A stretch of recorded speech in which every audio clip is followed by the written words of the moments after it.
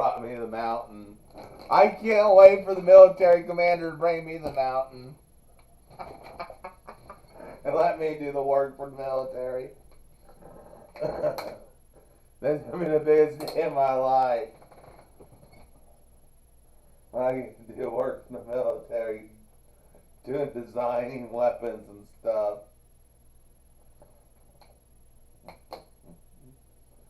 They won't let me near a military installation, though.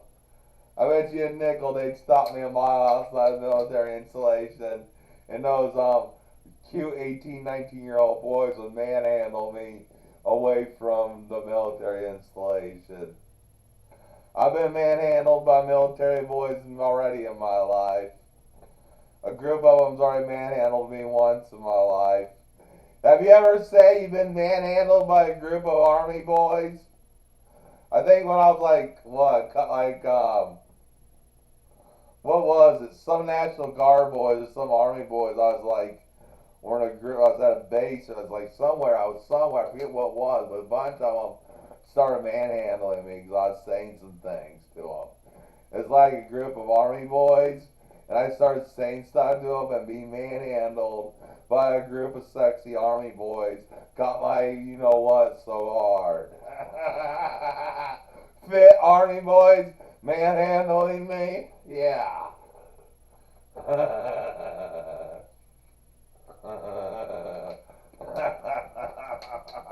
Love being manhandled and escorted away by the military.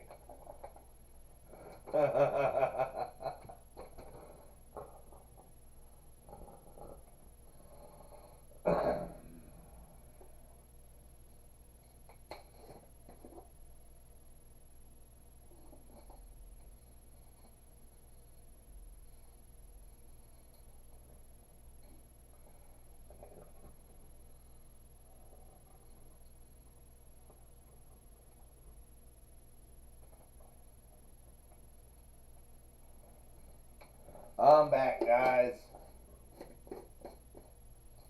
Just took a break to relax, watch my movie I bought from Amazon.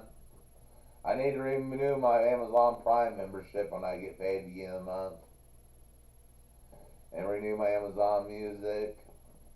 Renew my Proton Mail, Proton VPN. See, doing short bursts like this gets me more viewers when I take breaks from streaming.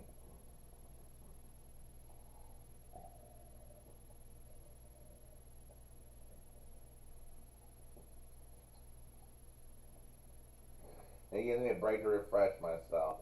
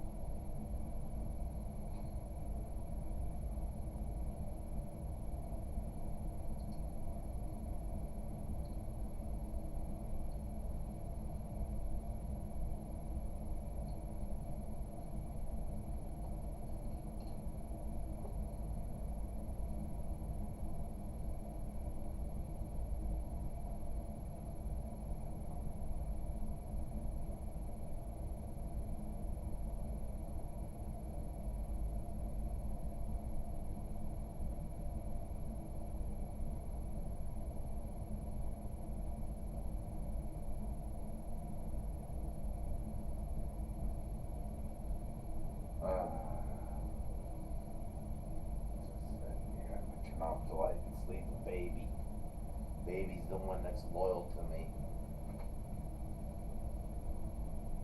It's late.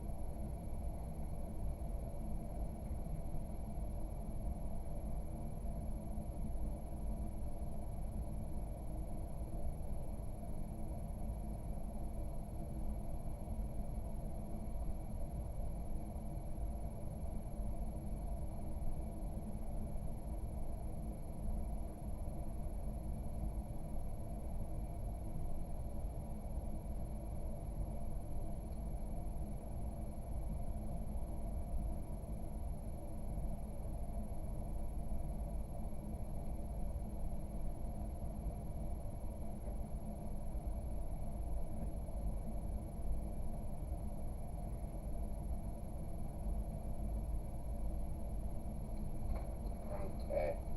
I want to play some GTA Online and get in my car, or play on my horse. Or we're gonna play on a horse. We're gonna go up on a horse, and We're gonna go after some chipmunkets. Okay? We're gonna go after some chipmunkets, guys.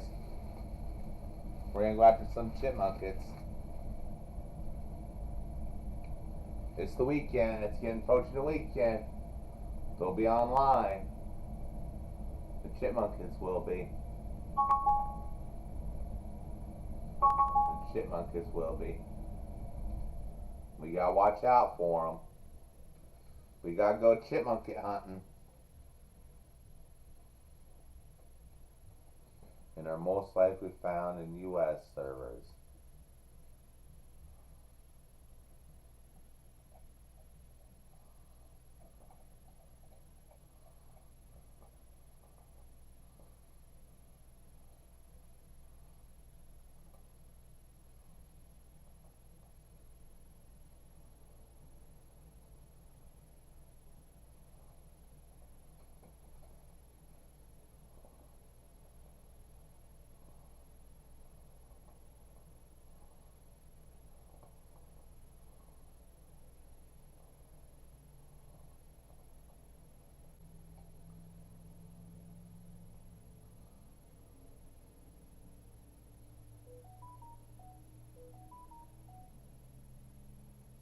Here we're gonna play some video games.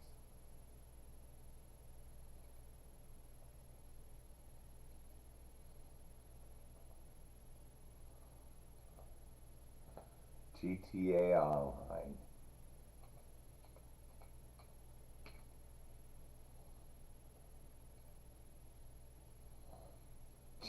Call of Duty Black Ops 6 now available.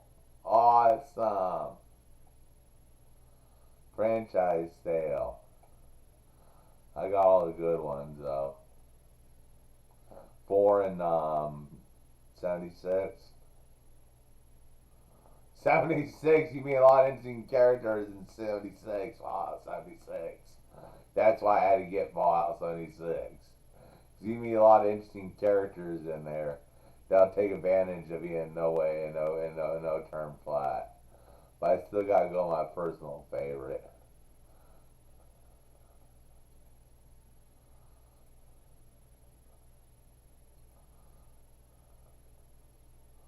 Play GTA Online.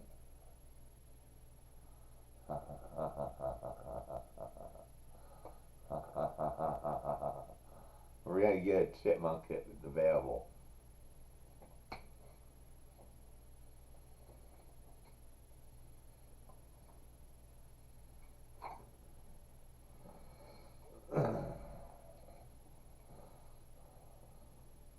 We're gonna get a chipmunk kit. We're gonna focus our rifle on a chipmunk kit. We're going chipmunk kit hunting, guys. Wabbits and chipmunkets.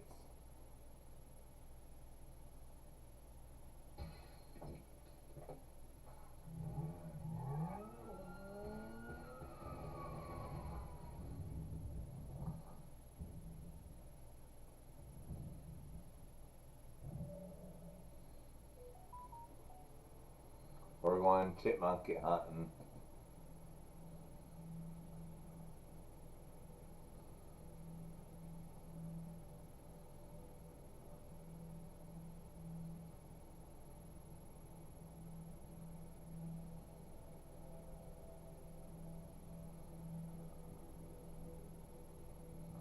Oh wow, I gotta get a card. See when it arrives till next Wednesday.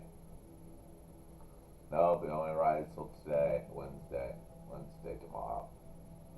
Then tomorrow I don't get paid till Friday. Dang.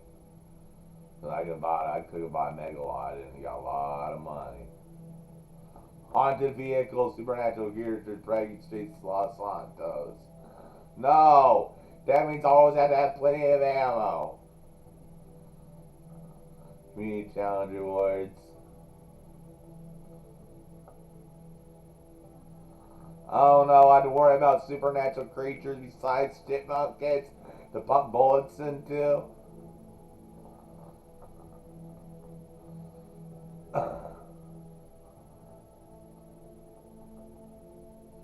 Free mode events.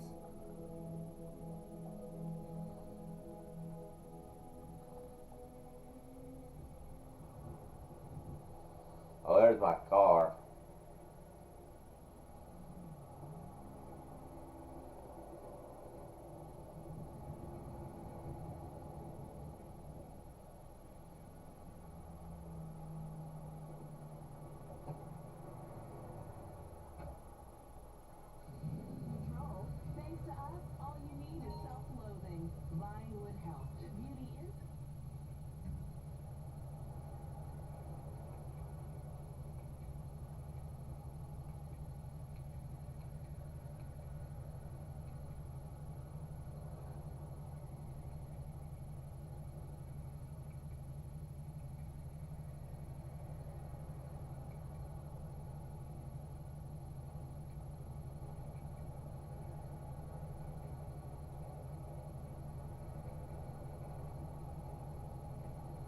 I don't know way out of my hangar.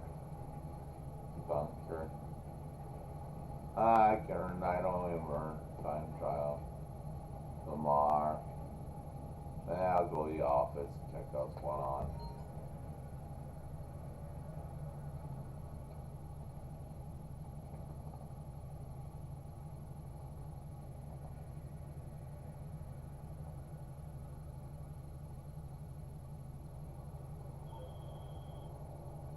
This is Maud.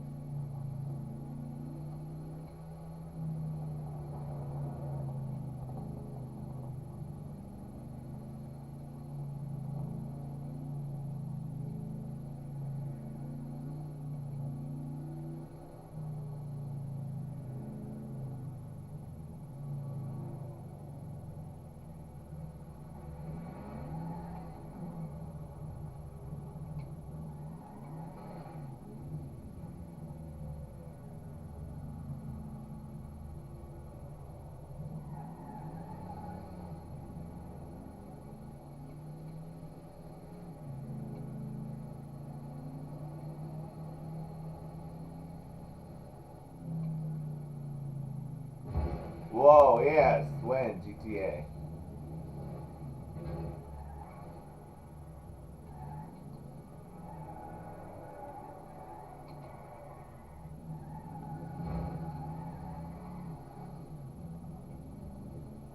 I'm ready for a chipmunk hit now.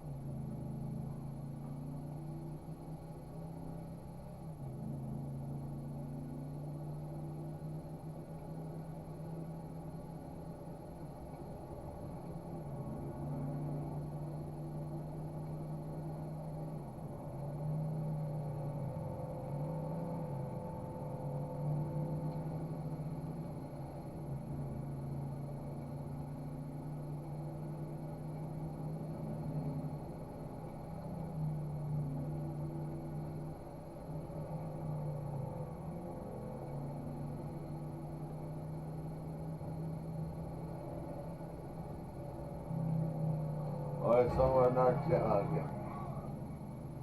Oh, there's another chipmunk hit. Where's the other chipmunk it's at? There's the city.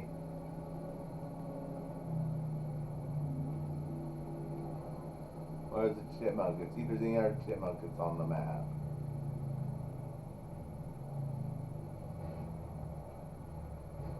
I won't get directly involved. Oh, I'm alone in this map?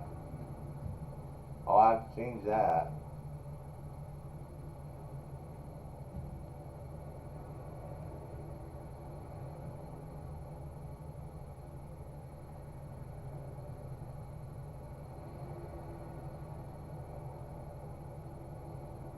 Find new session. Public session.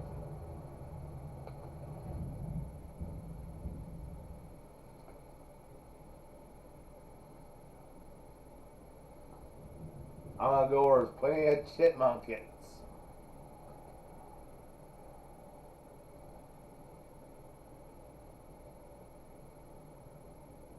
Plenty of action.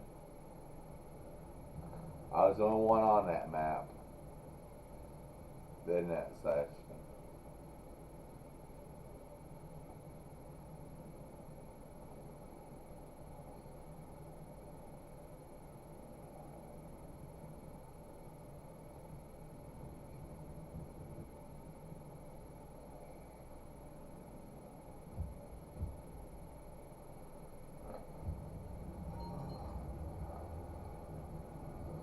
See, there's other people on this map. Yes, there is. Come my way. Oh, shoot. Where's my car?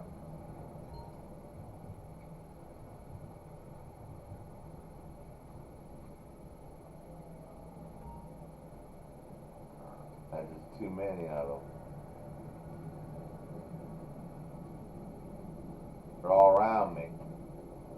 In fact, I'm going to get into V mode.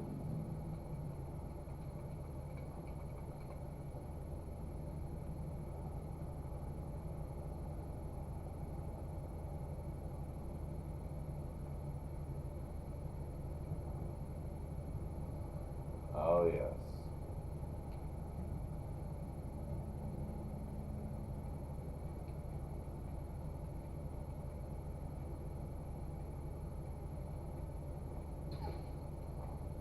Oh, fuck.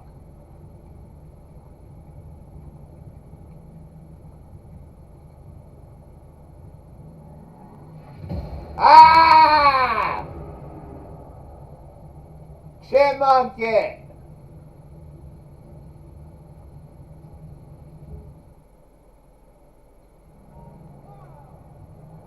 That fucker wants to annihilate me. I'll teach him.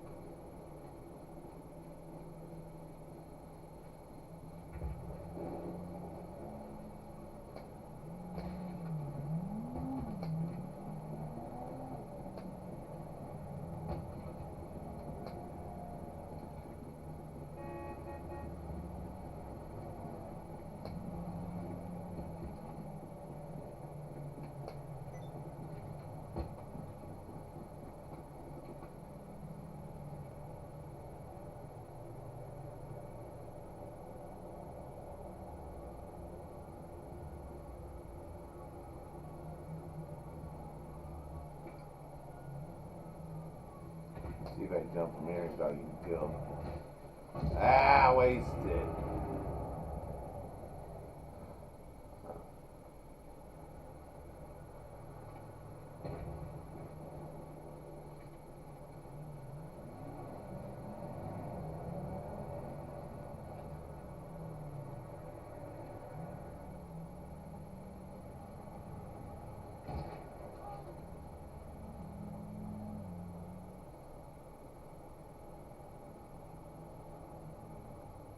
Ah, it's full of chipmunks.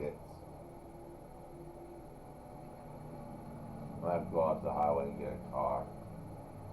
Shoot someone in a car.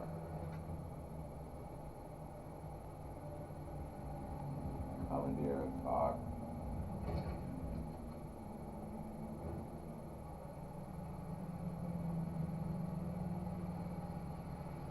Here's the car to commandeer.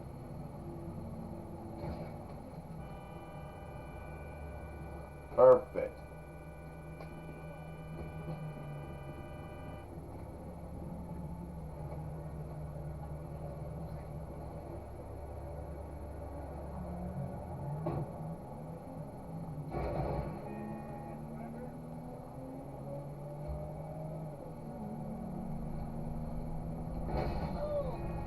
It's like, I got that person.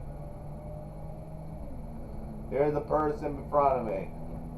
I got a person in front of me.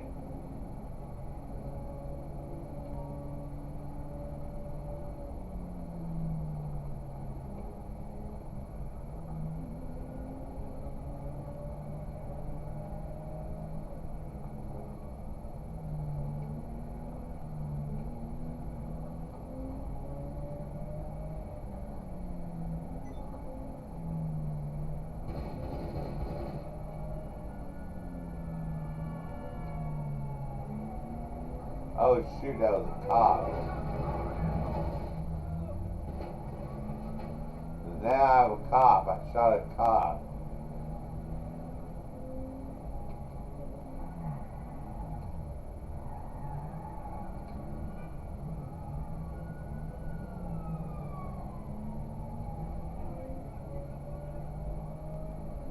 I shot at a cop by accident. That's the other police dragnet.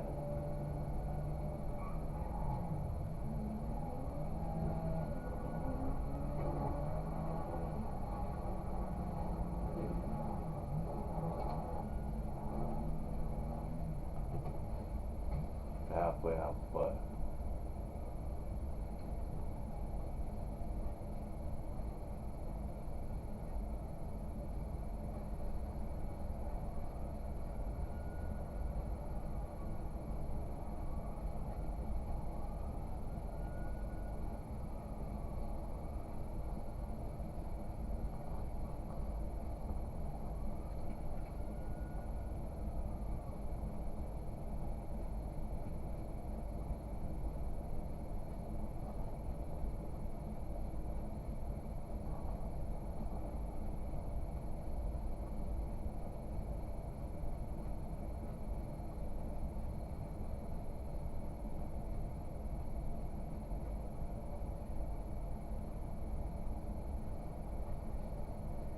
Here's a chipmunk kid. Right on sights.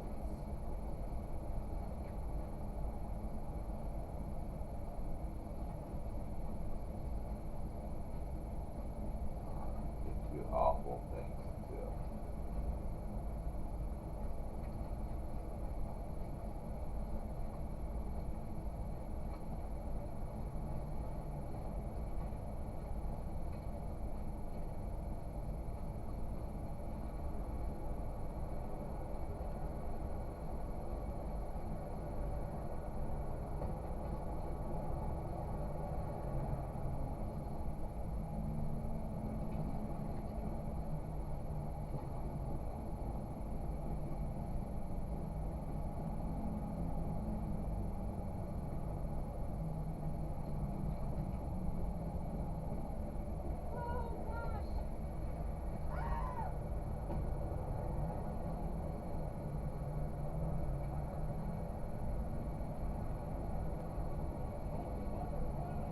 I got riddled. So I'm gonna keep from being riddled. I think these chipmunk kits I need to be on the defensive from. And just not use my vehicles, but use vehicles of NPCs.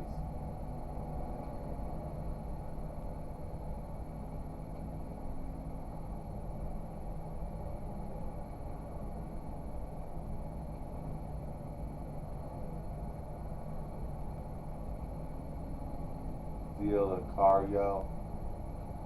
Alright, I'll steal the cargo. That's an easy trick. Where's the cargo? Where's the cargo? Where's the cargo? Here's somebody that's close by. Not really moving around much.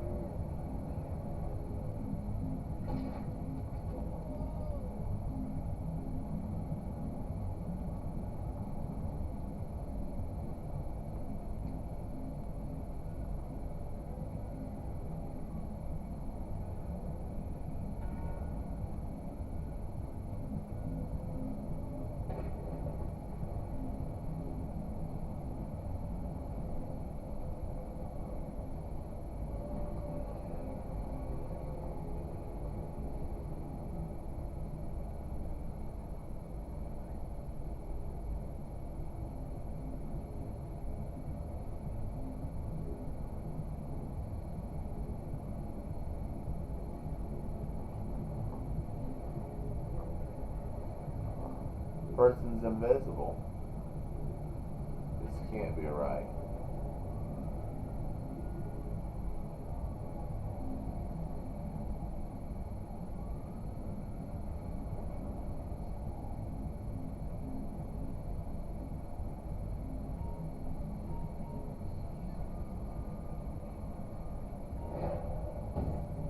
Oh, jack-o'-lantern. I got a jack-o'-lantern.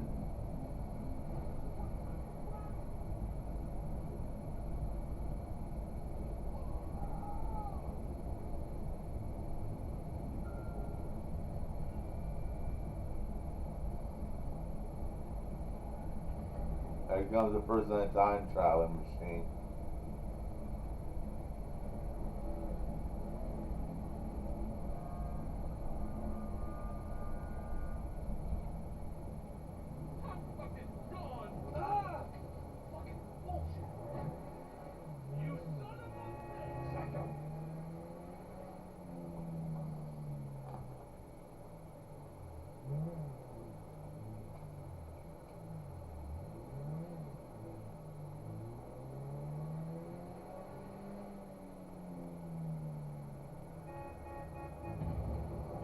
Oh shoot, it's getting active out here.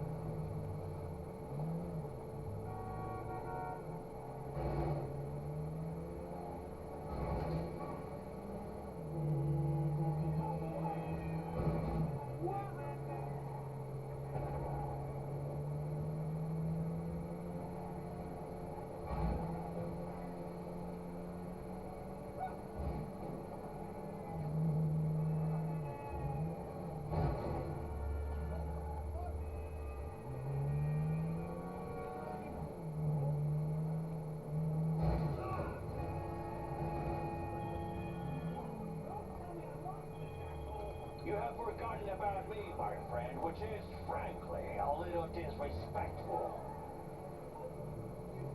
Oh, great, the cops are after me.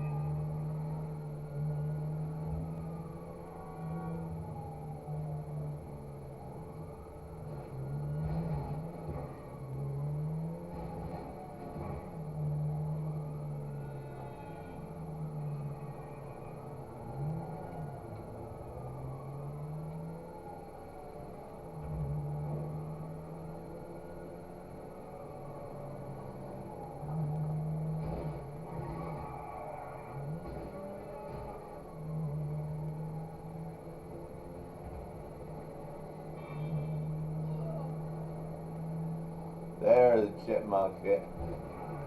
Ever praying his last prayer.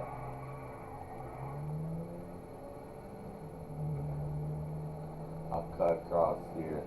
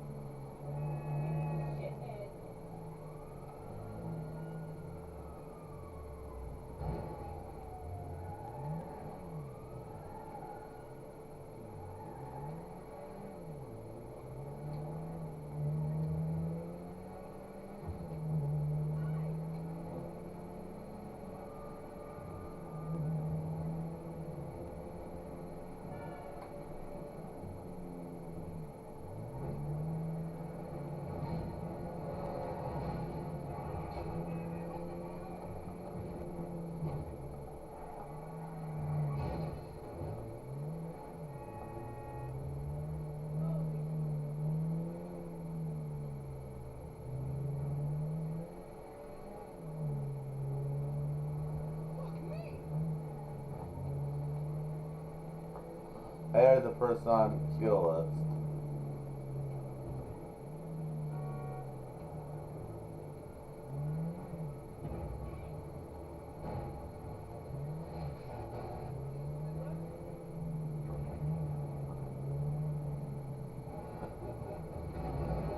You fucking truck. Fucking truck.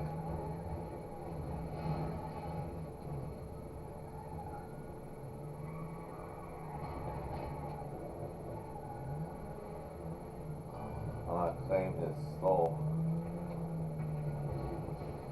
By cutting through here. And getting out.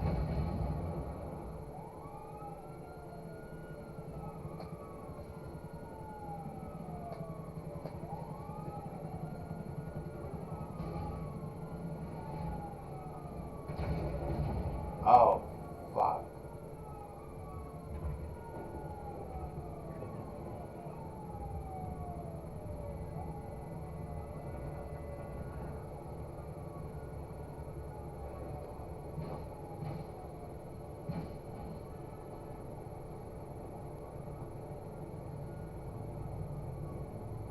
There's another person after him.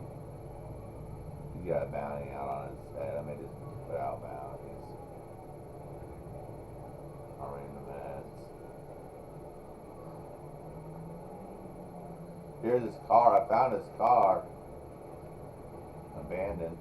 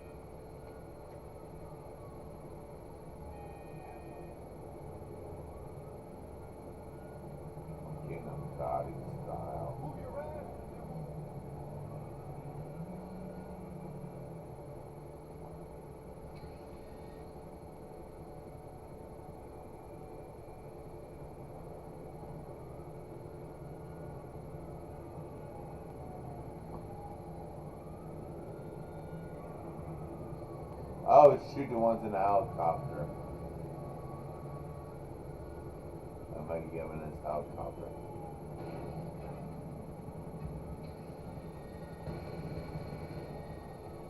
Crashing his helicopter. Good.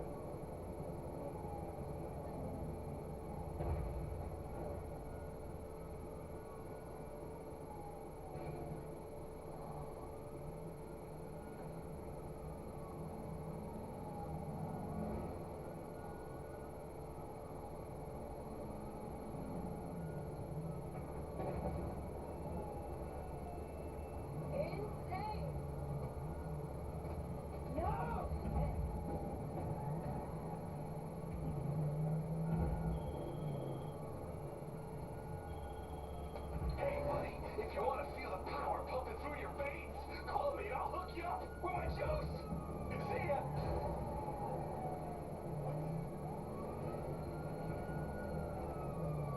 Someone just went off radar or quit the game.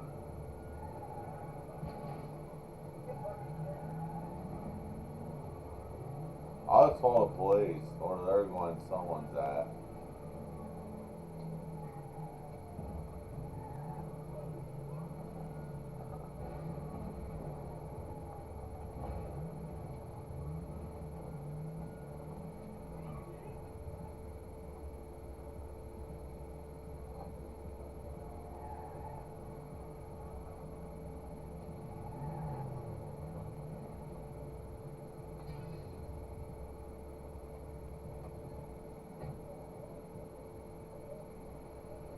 He sees me. He knows I'm after him.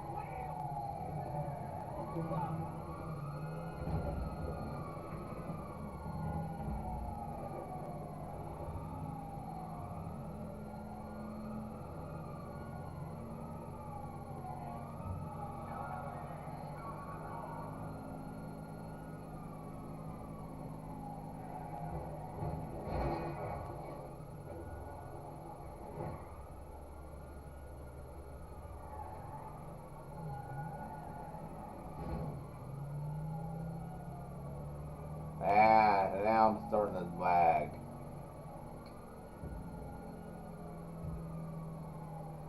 Bad idea to be online when you're lagging.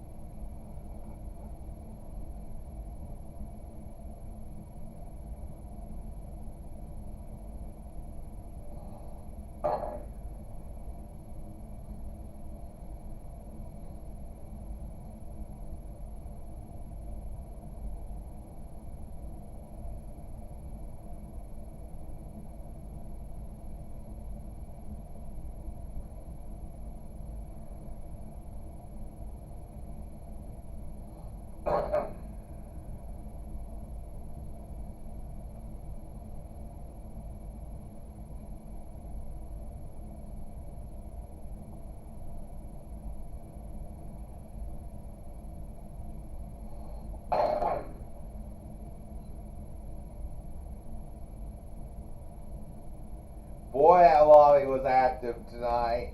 A lot of mayhem finally logged in that new lobby.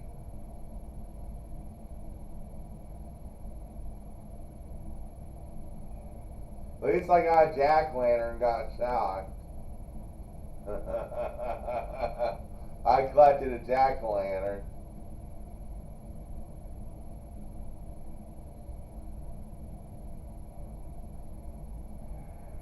I collected a jack-o'-lantern this year.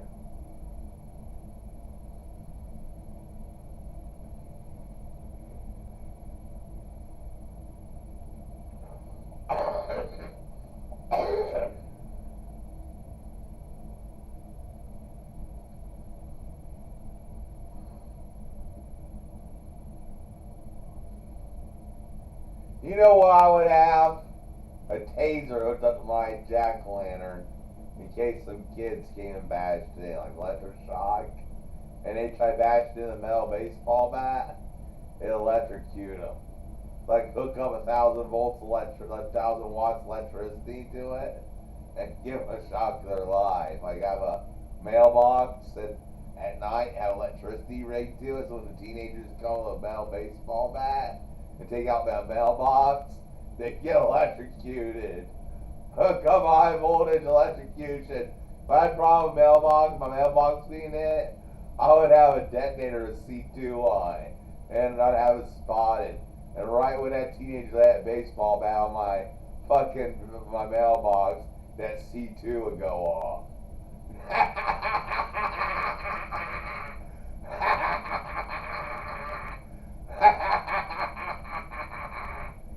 Have a rig with C2 explosives. I'm the old veteran that's the old ex-military explosives guy. You don't fuck with an ex-military explosives guy property. Trust me, he'll rig it with something. That's the best thing to be in the military, the explosives. If you get trained in explosives in the military, and you get out and you're a veteran, no one's gonna want to fuck with your mailbox or your property. You're gonna rig something up. You're gonna rig all kinds of booby traps in your woods. If I was like in Afghanistan, Iraq, and was a explosives, the Iraq War, and the war in Afghanistan was an explosives training expert, I would move out in 30 acres of West Virginia and have all kinds of booby traps and explosives on my property waiting for the government to come get me. I would just flip out on like 100 acres worth of land if I was like Navy SEALs. Like Navy SEALs explosives expert. And when they came for me, they have quite a rodeo in those woods. That if you have a grandpa or a dad that's lives on 200 acres of land in West Virginia or Eastern Tennessee or Eastern Kentucky, he says do not go out beyond that point in the woods. Don't go out there. It's loaded with booby traps. Especially if your grandpa or dad is very paranoid of the government. Don't go out in that woods. Trust me, it's loaded with booby traps for the day they come for them. That's what they're waiting for. The day the rodeo happens. That's what our government's not counting on. It's the day they go after all these veterans. They're going to be running a shitload of booby traps and shit. The day you in or a foreign military lands on our ground, you're going to have a shitload of veterans that open up a can of surprises for them. You know, we're going to have our active military. You're going to have veterans and civilians that are trained with a shitload of surprises. And we have that thing called the Second Amendment. That's why they're just coming across the border. But they're not hitting small towns. Because they know that they're not, that's why Florida, they don't come into homes in Florida. They know they'll get taken down with both barrels opening up on them with a shotgun in Florida. That's why I want to move to the most least gun-restricted state in the union, man. Someone breaks in my house, I'm unloading both barrels on them at once. Even if it blows my entire door frame out, there's going to be nothing left but mist to that person.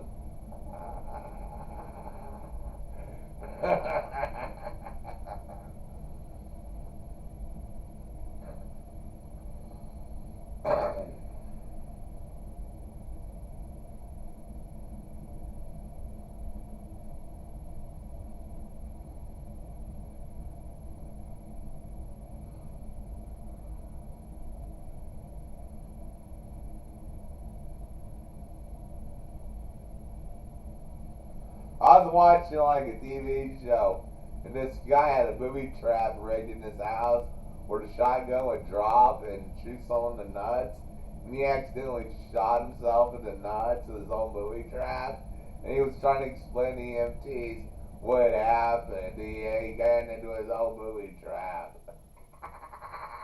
Blew his own nuts off with a shotgun.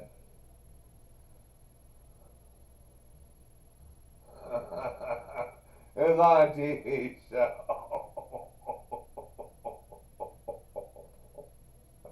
Damn, that's a bad way to go out.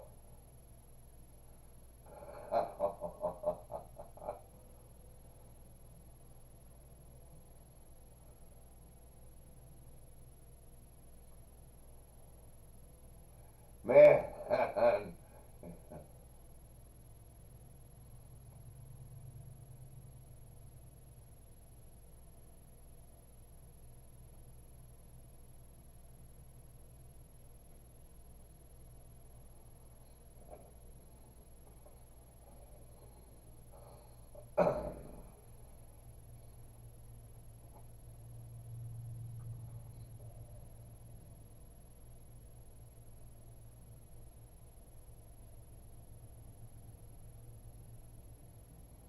What do you think, baby? You just like to relax and eat.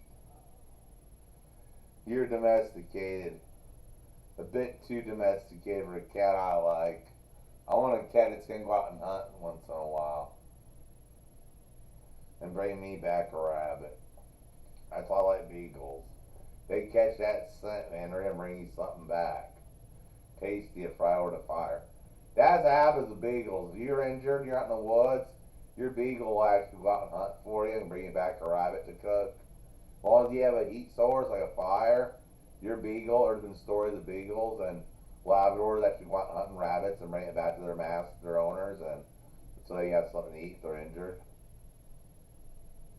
They catch that scent and they go out and hunt it and they bring it back and then they cook it and eat it and share it with their dog. If the person's injured or disabled or elderly. And that's how elderly some people survive in the woods of West Virginia, East Kentucky, is they'll train their beagles to go hunting on their own. And dogs will bring back the food, back the rabbit or squirrel and or coon or whatever, and the person will survive and go into town once a month. They'll train the dogs to go out and hunt on their own.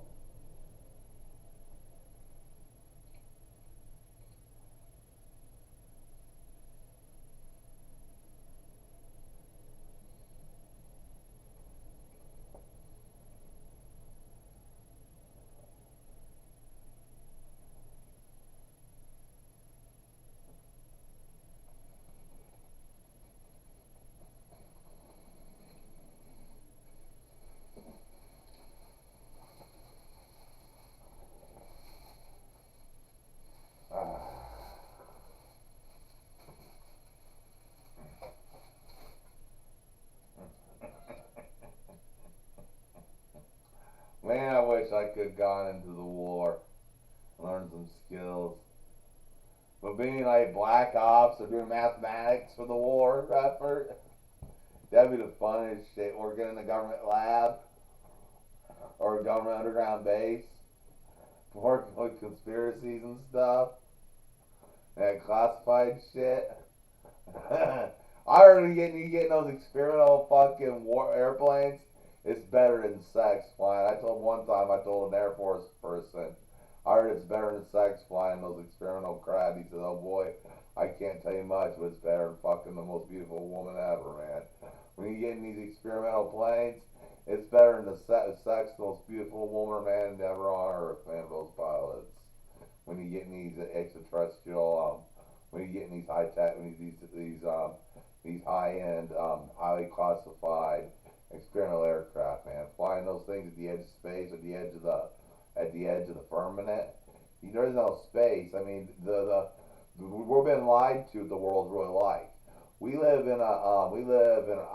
There's ice surrounding us, and there's hundreds of continents out there. Not just 7 continents, but hundreds out there. And and that stuff comes over from the ice wall from the other continents. That high technology. That's where this technology is coming from. It's not coming from outer space. It's coming from these other continents. And that's where these UFOs are coming from. They're coming and say, where? The government says, we can't tell you, to scare you, change your way. You know why? Because there's the firmament. And even Von Braun put the verse about the firmament on his gravestone. He hid it in plain sight, the truth about outer space. When he died, about the Lord blessing the firmament, that verse on his gravestone. Have you heard of Operation Fishbowl? Why were we exploding hydrogen bombs high in the atmosphere? They were trying to blow a hole in the firmament. And that was the reason for all the high altitude nuclear detonations of powerful hydrogen bombs. They were trying to blow a hole in the firmament. It blew up. The United States, Britain, and the Allies after World War II during the Cold War, and also the Soviet Union were doing experiments trying to blow a hole in the firmament. And we couldn't. Even the most powerful hydrogen bomb couldn't blow a hole in the firmament. But Elon Musk, the reason you see the blue mist behind his craft is it's skimming the firmament. The heat from his rocket is melting small pieces. That ice, blue ice.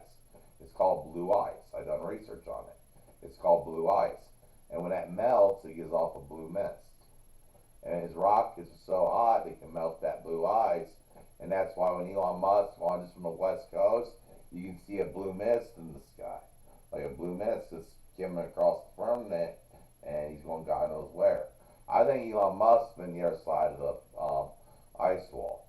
To have the technology he has for his company, and I think he's allowed, he's one of the few allowed on the other side of the ice wall by the others. Because they're not, I mean, if the others want someone behind the ice wall, beyond the ice wall, the government can't stop them from going if they're welcome there by the others. Because that's why, but the Greys are interdimensional. But like the Orions and all that, they're from the other side of the ice wall. There's a lot of species as humans are from the other side of the ice wall. But the Greys are not to be trusted. They're interdimensional, and there's a big story behind the Greys. Yeah, and Greys can be demons. So the Greys they're from a bunch of experiments. From what I gather is, demons got tired of possessing people a long time ago. They knew an exorcist would come and drag them out. So in the 1950s, in 47, they landed a craft. They were developing bodies, but pretty much they made a deal with the U.S. government to adopt people for DNA experiments. They put demons inside of a body they made. Now demons have used the technology they've gathered with the U.S. to build bodies. That's what the Greys are. They're demon-possessed organisms. A Grey is a body built by demonic. They gave us the DNA information. We built the Greys.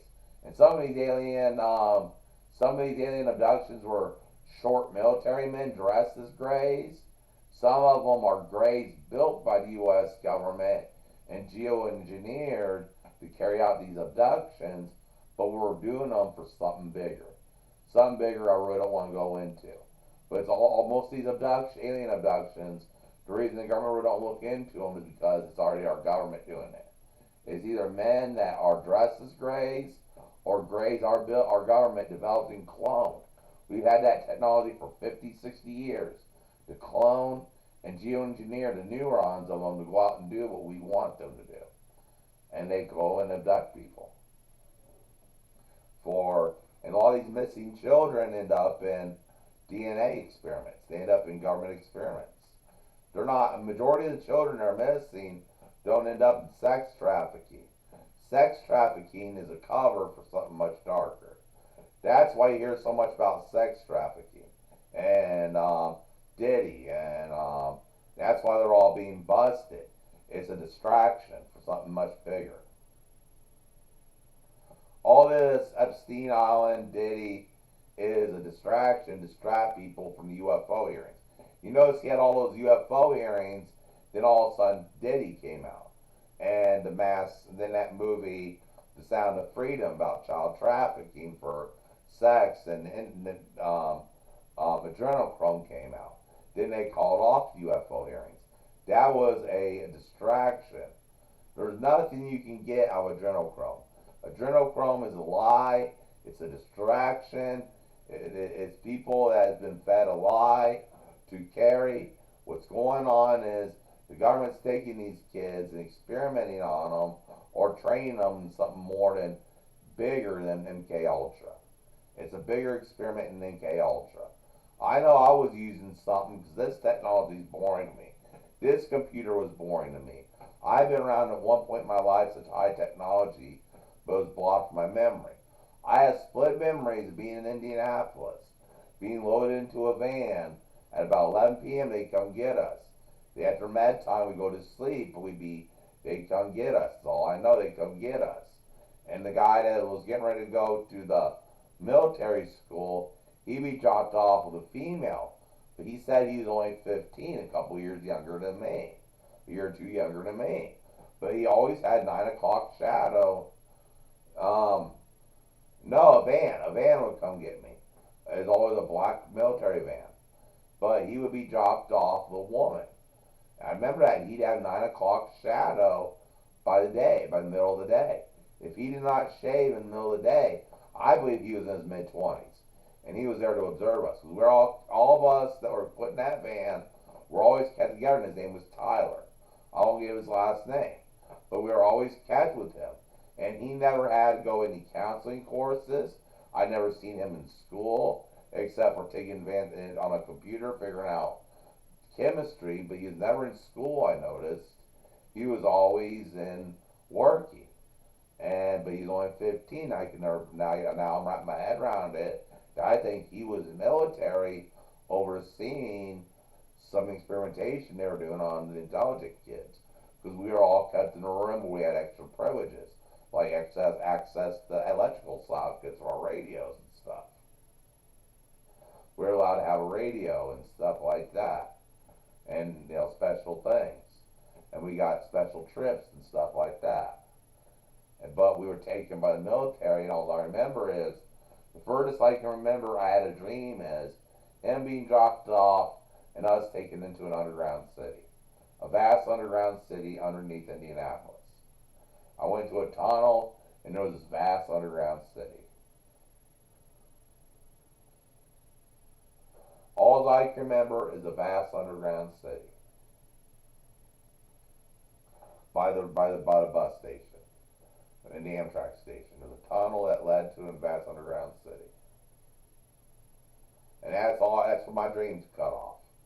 But all I know is I have visions of technology that's beyond. I can't explain it. How advanced some of the ideas that come to my head are. Things I've seen, but that's been blocked. But I want horrific things, but also seen things, wonders that were decades beyond us. And this was like the late 90s or earlier 2000, 99, 2000. But I was selected to see things that were even decades of our current time right now. And this was 99, 2000, about 99, 2000. And that technology I was part of was still decades ahead of us. Like, I was taken to learn about the solar system. Like, a group of kids was taken to the on trips to the normal kids got to go to the kids museum, but we were taken to like Butler University to view to the telescope, giant telescope. There was a small group of kids taken on different trips. Like, they'd take us on big trips in the woods. And we'd have to hike until late at night to the woods. When we went on camping trips, we'd be on these trails where there was a 100-foot drop, and all we had was lantern, like we were being trained for the military. Because we'd have to go on these 10, 15-mile hikes every day on these camping trips. And if it's a time for relaxation, why would you make kids go on a 10, 15-mile hike? And then that lasts from mid-morning all the way to late at night. Just a boring hike. And it lasted until we had lanterns guiding us to these things in Brown County National Park. Look it up, how vast that national park is. We were taking these national parks and taking on hikes that lasted until 11 o'clock, midnight, until 1 in the morning until we got back and had a meal, went to bed. Next morning we get up, have breakfast, get up and go on our 15-mile hike that would last us until 12, between 10 p.m. to 1 o'clock in the morning. From mid-morning, 10, 15-mile hikes.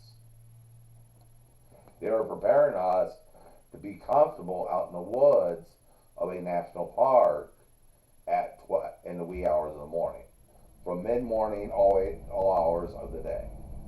Somehow we were being trained to be in the outdoors, plus around technology. Now, after that, I was never afraid to go out in the woods at night. Before then, I was. After that, I wasn't. It's like it's like we were chosen. They chose certain kids to take on these camping trips, and it's not only behavioral wise, but with your mental capacities, but they kept certain kids in certain tents, and the kids that they kept with Mark, can't think of his last name. We're all kids that were taught to play an instrument. We were required to play an instrument.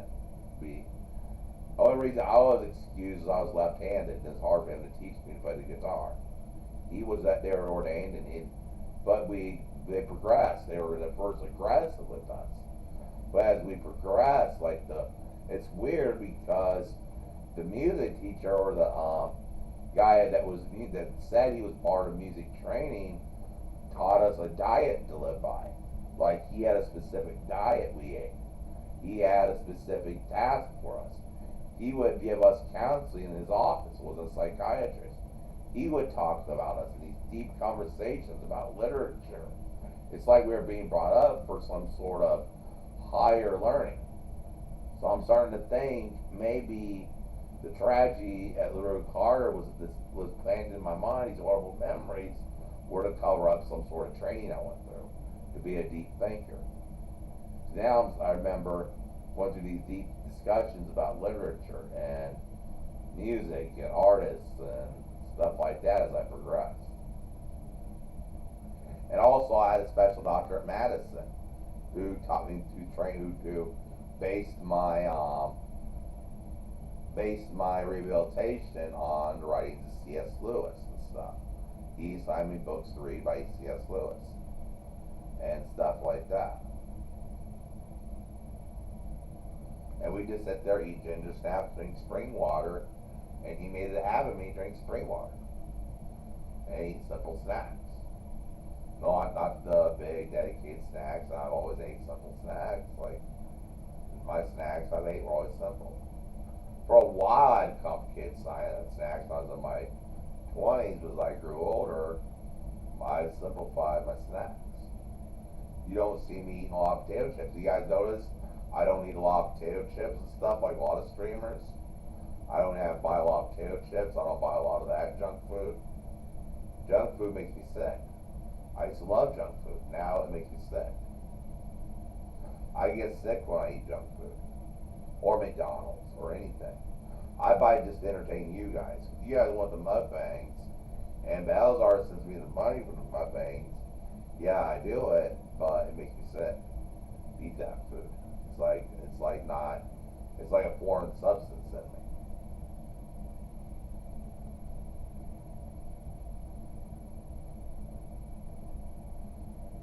Snack food like Frito-Lay potato chips, all that are like a foreign substance. I'd much rather have like a good home cooked dinner.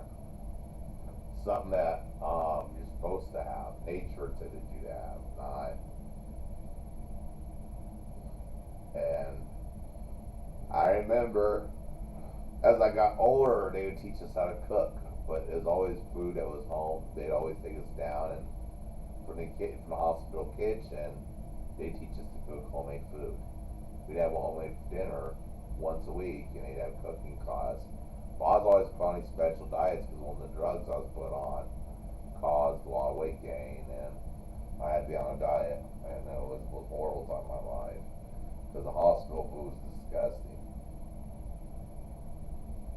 So I was always hitting the snack machines. I think the reason I ate a lot of junk food in my early 20s was because I had no access to it at Evansville and most of my adult childhood, and plus that drug, it kept me sane, caused hunger for sugar. I ate a lot of candy. I ate a lot of stuff like that because that stuff caused you to yearn that. But now I no longer needed that pill because a new pill called Invega was released.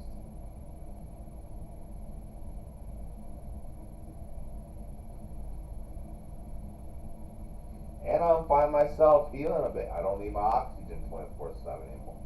As long as I'm not moving around a lot, I don't need my oxygen on. I feel my body healing a bit, like self-healing.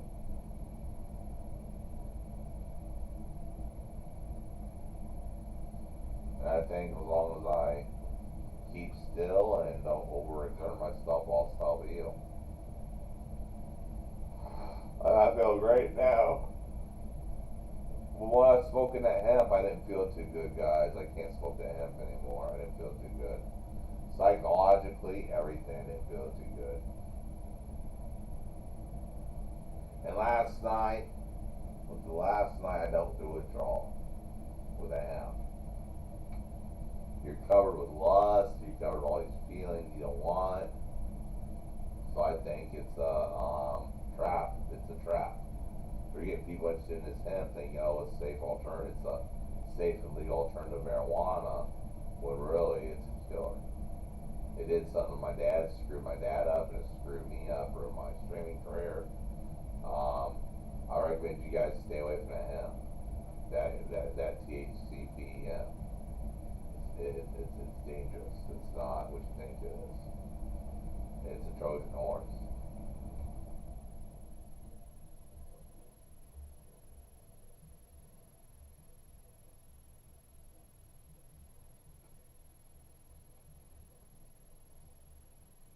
And it take me a while to recover from it psychologically. And that's why, well, the chewing tobacco, I don't like, well, I'm gonna start drinking instead, a little bit of alcohol each month. I'm gonna give myself a $50 alcohol allowance each month. That means enough for a couple pints of, and I drink so little, I'll put a quarter shot, I'll buy a shot glass, I get paid on Friday. Go out and get a shot glass, or a cheap little glass, pour a little tiny shot glass. I'll pour a small little bit of plastic, I'll pour a little bit in a plastic cup. I'll buy some plastic cups, like these small ones. Fill a bunch of ice, fill a tiny bit for bourbon. I'll buy one bourbon and a pint of bourbon and a pint of half pint of bourbon, a pint of bourbon, or half and a pint of vodka. The vodka every morning. I'll make a screwdriver for a nice stiff screwdriver every morning for my priest even admitted that reason Catholics drink is because it always kept the monks healthy because it cleanses the system when you're around a lot of bad diseases and you're around a lot when you live a life that you're poor and you don't get a lot of nutritious food that can cleanse your system a little bit moderate out and be a moderately heavy drinking actually helps you live longer. That's why you see mountain people up in West Virginia drink their whole life heavily, live to be very old, because you don't have much money. Alcohol is not taxed that much in my state. My state has one of the lowest taxes on alcohol in the United States, so is on tobacco. Our tobacco our tobacco excise tax is only $1 per pack. It's not like $3 a pack in California or $2.89. It's only $1 a pack on the pack. So you only pay the state $1 for every pack of cigarettes you buy. Or I give a real low pipe tobacco tax and stuff like that. And the alcohol tax, our government won't touch it. Our state legislature, our upper senate, our state senate, won't touch the cigarette tax, and they won't touch the alcohol tax. That's a no-go. Once you get the upper state U.S. Indiana Senate, any attempt has failed. Except last time they succeeded on raising a tax on tobacco. It was in 2007 here in Indiana, and they only managed to raise it by 44 cents. Some people were trying to raise it by $1. Some people were trying to raise it by 60 cents. So the governor at the time, Mitch Daniels, went 60 cents, but he had a compromise for 44 cents. That's all they would raise it. And that's what they paid for the Healthy Indiana Plan Medical. And they couldn't get a bigger tax. We were at 55 cents a tax, and we were dirt cheap. And when I packed a Marlboro at that time, went from like 305, 310 a pack to like 380 a pack. Then later on 399 a pack when it went from like 320, 340 a pack, 350 a pack, 399 a pack. That time Marlboros were like 350 a pack because they were 320. Then Bush raised the cigarette and federal put the first federal excise tax of 30 cents on the pack. That's the first time they went federal was under Bush to pay for the war. They went 30 cents in 2005, and then they went 350 a pack in 2007. In Indiana, they went from 350 to 399. Then Obama raised them by 71 cents in April 2009 took effect.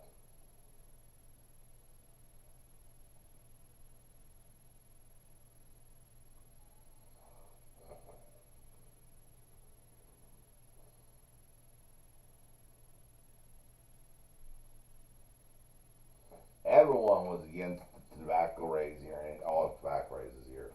I know our state, you have a lot of protests when they want to raise the tobacco tax. It's not like out there in California, cannabis, where they vote on it and people approve it. People here are more about, well, we don't want that weed around our kids. We don't want that marijuana around our kids. We don't want that marijuana in our state, even though every state surrounding us now, it's going to be illegal. Kentucky's legalized it for medical purposes. Ohio legalized it for recreational purposes. Illinois has it legal.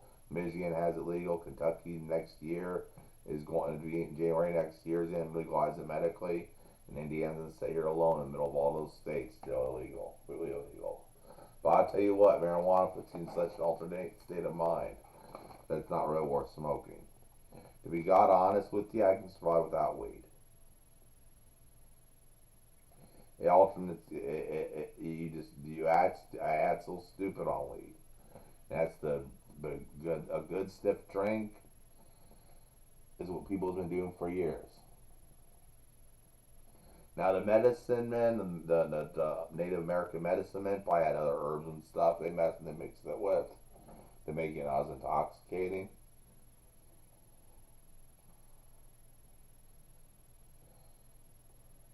But the stuff you buy at the dispensary and stuff just puts you in a mind that's not good.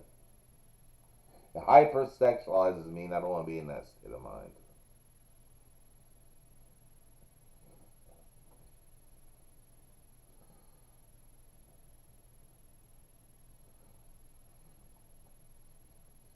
I don't want to chew. I don't want to really chew because it messes up my mouth, my teeth, and my teeth are in bad shape. And that's what really messed up my teeth. Chewing the last several years. I used to have good teeth until I chewed.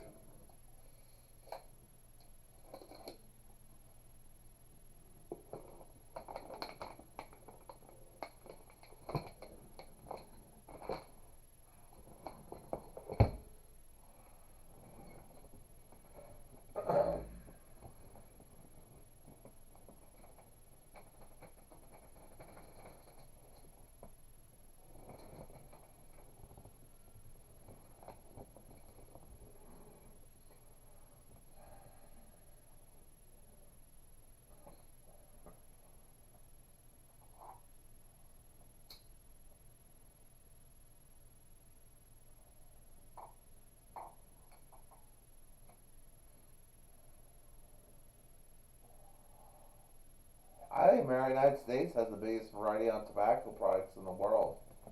Don't we? We have like the biggest variety of tobacco products. I know Indonesia is known for having the most lax laws of tobacco. Like middle grade school kids and middle school kids, high school kids in Indonesia, they have kiosks sponsored by Philip Morris International, and where school kids go and buy cigarettes like on lunch break or before school. They have kiosks where the tobacco companies have like a person selling cigarettes to school children in Indonesia. Like they have toddlers smoking in Indonesia. It is like a story about that 2-year-old. I was like smoking 2 packs a day, and he would work a job as a 2 or 3 years old, like picking up garbage for people or cleaning houses just for enough for a cheap bag of cigarettes. He's smoking like 2 packs of these, 2 or 3. They happened in Indonesia. They made world news.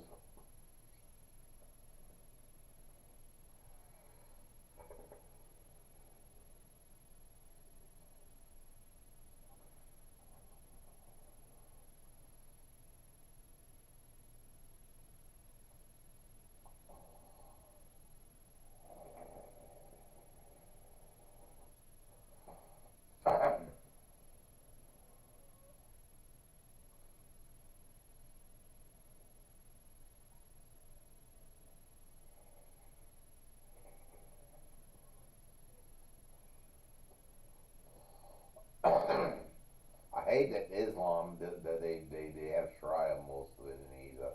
And that's why I won't visit. I won't visit a Sharia country. You know I admire Sharia, and Sharia being gay is dangerous. They can accuse you of doing a gay act and whip you or whatever. So that's why I won't enter a Sharia country. Because I don't want to be accused of doing a gay act, which I won't do one. I'll act perfectly normal and abide by their laws. But I don't want to tell a guy, oh, you're kind of cute and get in trouble because I stare at a guy and they accuse me of something. You know what I mean?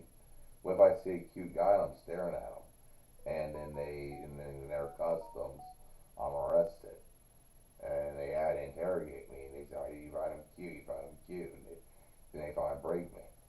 That's my biggest fear of visiting Saudi Arabia or Indonesia or anything. I mean, seeing a cute guy and just staring at him, and someone glimpses and turns me into an authority, and I'm taken in and interrogated and broken and finally getting whipped in public or something. And that's why I really admire Sharia law, because you can go into major cities and have a near zero crime rate at 3 in the morning. I admire Sharia law for that. And I admire Sharia law. Had I grown up under Sharia law, it has scared the bejesus out of me to never act out on my homosexual tendencies. A Sharia country that allowed Christianity to thrive would have been a good country for me.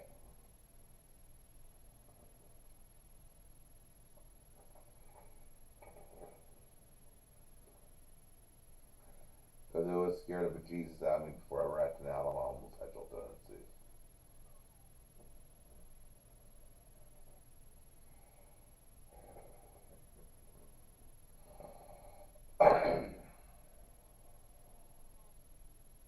And that's why I admire Sharia law. I think Sharia law should be brought to more areas. It's more fair. Everyone gets justice. That's what they're doing the Taliban, and everyone gets justice. You steal something from someone, they you try to court, or if you owe someone money, they put you in prison. I don't know. They don't have corporations in those countries. It's a good thing they don't allow corporations or predatory capitalism where people are hit with interest. It's like someone loans you, say, so many rupees or something, and you don't pay them back. You take them to Sharia court, and they'll imprison you and whip you until you pay them back. They'll give you so much amount of days, a month of paying them back. You tell Sharia court, I can't pay that amount in that time. They say, okay, we'll give you this amount of time to pay them back or else. And then everyone is settled, and you don't have people borrowing money from you, not paying you back, because you take them to Sharia court and have them put in prison if they don't pay you back. Then a man of his word is a man of his word. Then that means you go into a store and there's no excuse to steal, because you tell the store owner that you'll pay him back that next payday for a thing of goat milk or something like that for your family, and you better be a man of your word, or that store owner take you to a Sharia court to get that money back, or you'll be in prison. So really, that type of law where you can be a man of your word, and that's how it works down in Southern Indiana. Every store don't have a credit card system. They have credit. It's not to use credit cards, but they write down on pen and paper, and they keep it organized at a gas station there, and at the bars, at some of the grocery stores. There are mom and pop grocery stores. And if you don't pay them back by the end of the month, at the end of the month, you're expected to come in and pay back your debt for the month. And if you can pay them back the best you can, they won't take you to court. Then at the first of the month, Mr. Earl Tony Maynard, when he was alive, and Buck will be seen getting in their trucks and going down to the local courthouse to sue the people for the amount for plus attorney fees. They go down there with their attorney and sue each person that didn't pay their bill for the month. I did my best. That kept me in line to pay my bill every month. One month I was a bit short, but I made my damnedest to pay that bill at the end of each month.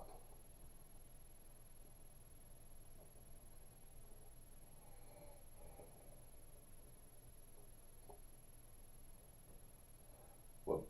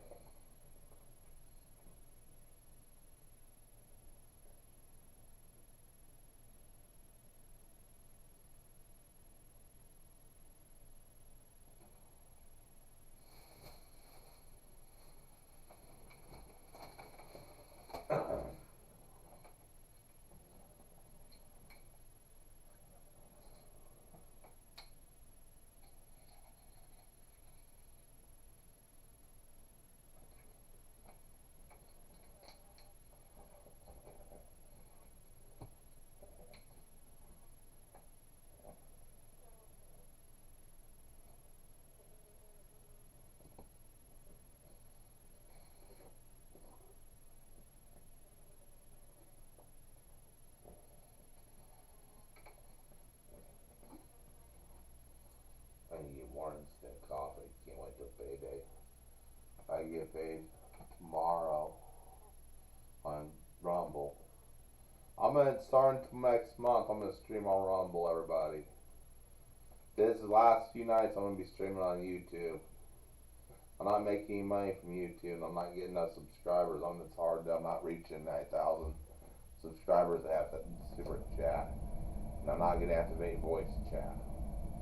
I mean voice, text to voice. So I'm wondering Rumble, at least where I can get my subscription fees from Balzar. If he subscribes, people can donate on there, or donate in PayPal, or donate through the app. If one reaches $50, I get paid. I'll get $50, I think, on the 30th of the month. Then I'll be able to cover a few things. I'm still waiting on my PayPal card. But right now I'm going to have to transfer everything to my bank, my Capital One bank, and then pay it.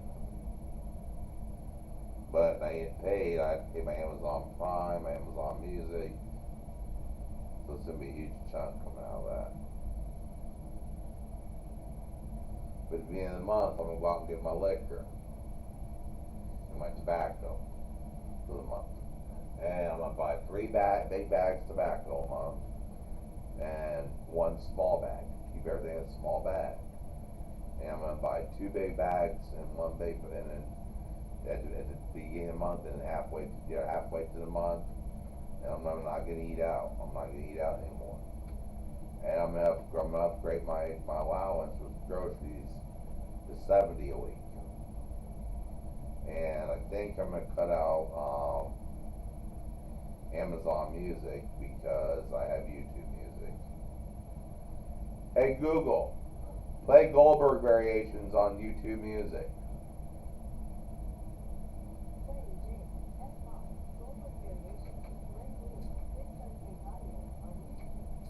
Ah, unplugged it.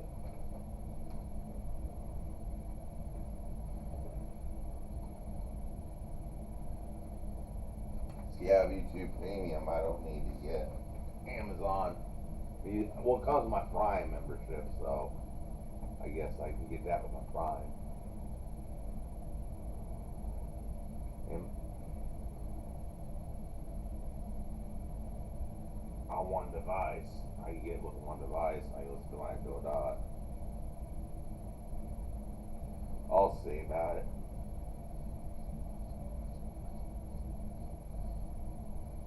Because there's some music I can get on my Echo Dot. I gotta wait to get paid.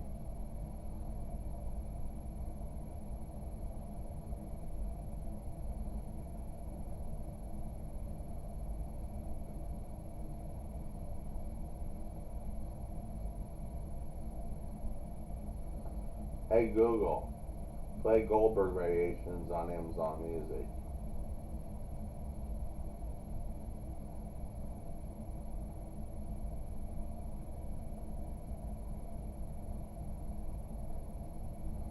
Hey Google, play Goldberg Variations on YouTube Music.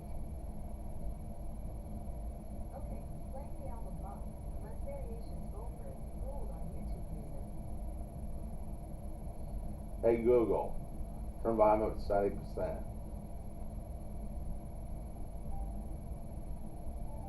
Here, I'm gonna drop my light.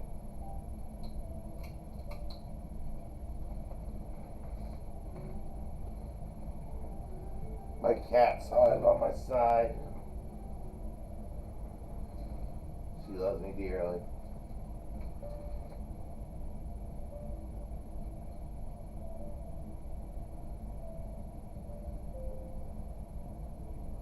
I'm gonna bring those Christmas lights in here and hang them up. We had the Queen Ladies untangle them and Queen put them up.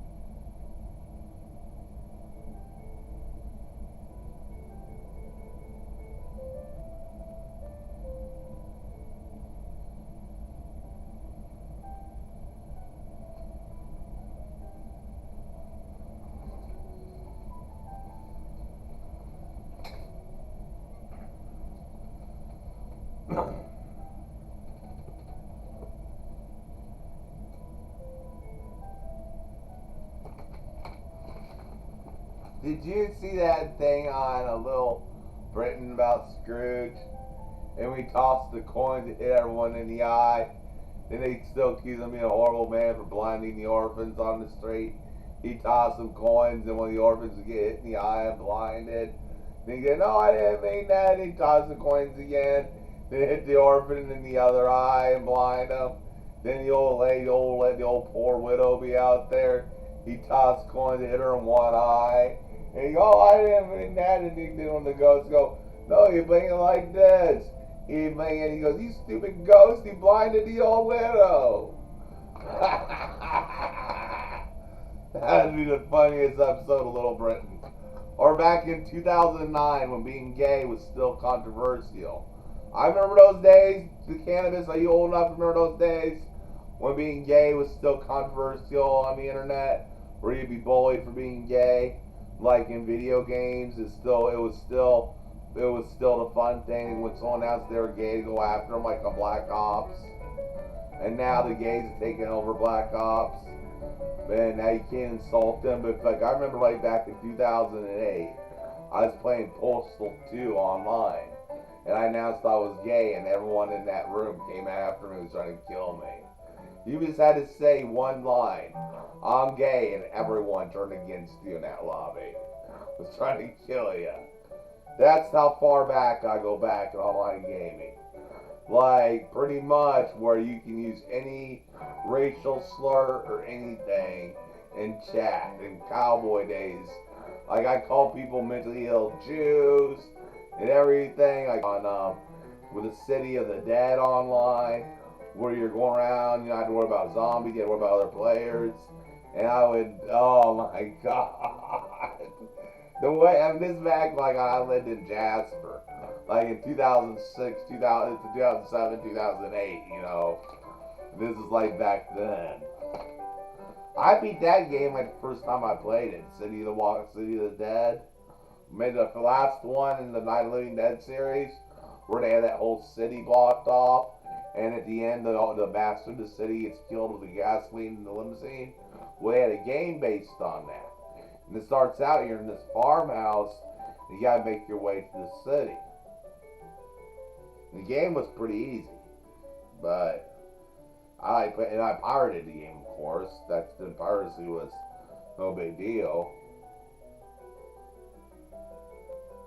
And plus, it's half understanding because I had some concertants that didn't like some of the things I was doing online, which I won't go into. And some of the other people just didn't give a shit because I was good at technology. And I was pointing out, like, network problems in their thing and how to make a better network for people's homes. Because back then, you didn't have wireless routers, and the routers didn't come. And, like, I taught them to go with C-Link, like, was it that P-Link? C-Link routers were the best. P-Link router, I forget the name of that name brand that router I was using. I remember it was a grayish one, but it was a cable router I used, and I bought for $60. It is a wired one. It's fully wired, and that's what I did for years. I had everything wired. I had internet. The first thing I would do was disable the wireless and the Wi-Fi, and that's back before we had smart devices invented. They required it, and I do everything hardwired. I do everything I can in my home made possible by hardwire. And I made a band of my smart devices and play it on my computer. I have a computer set for my music and stuff. I go by hardwire because it's more secure.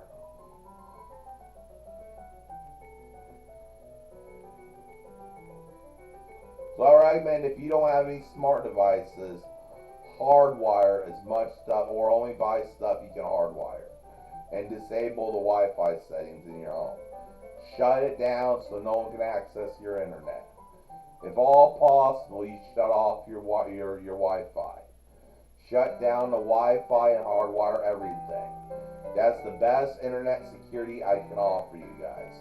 If you have smart devices, get rid of them. I should get rid of mine. I know I have mine. You get rid of your computers, you go in your settings on your internet and you shut off the Wi-Fi and just have everything hardwired. That's the best way you can keep someone from getting into your internet, where it's invisible and everything.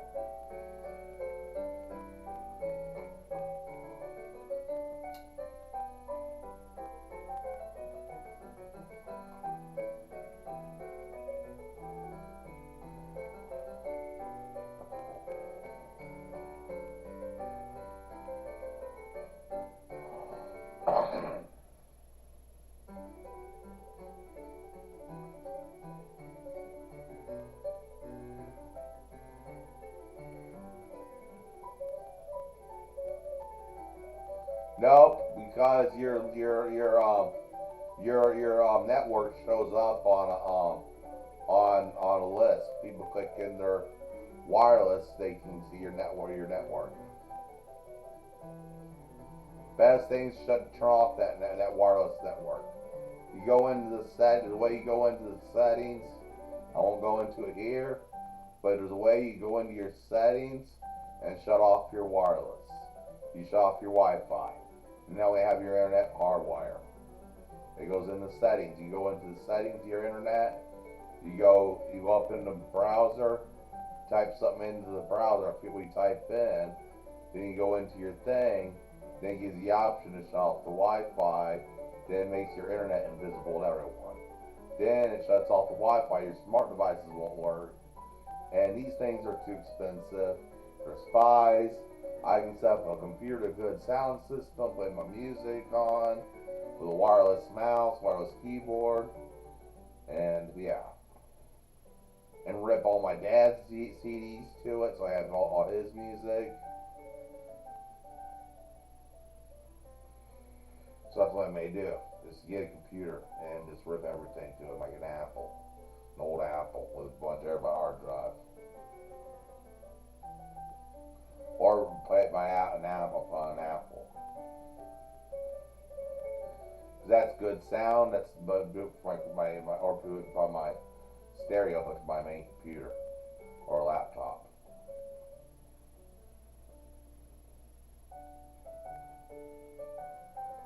But I like playing my games online, plus they're faster on hardwire.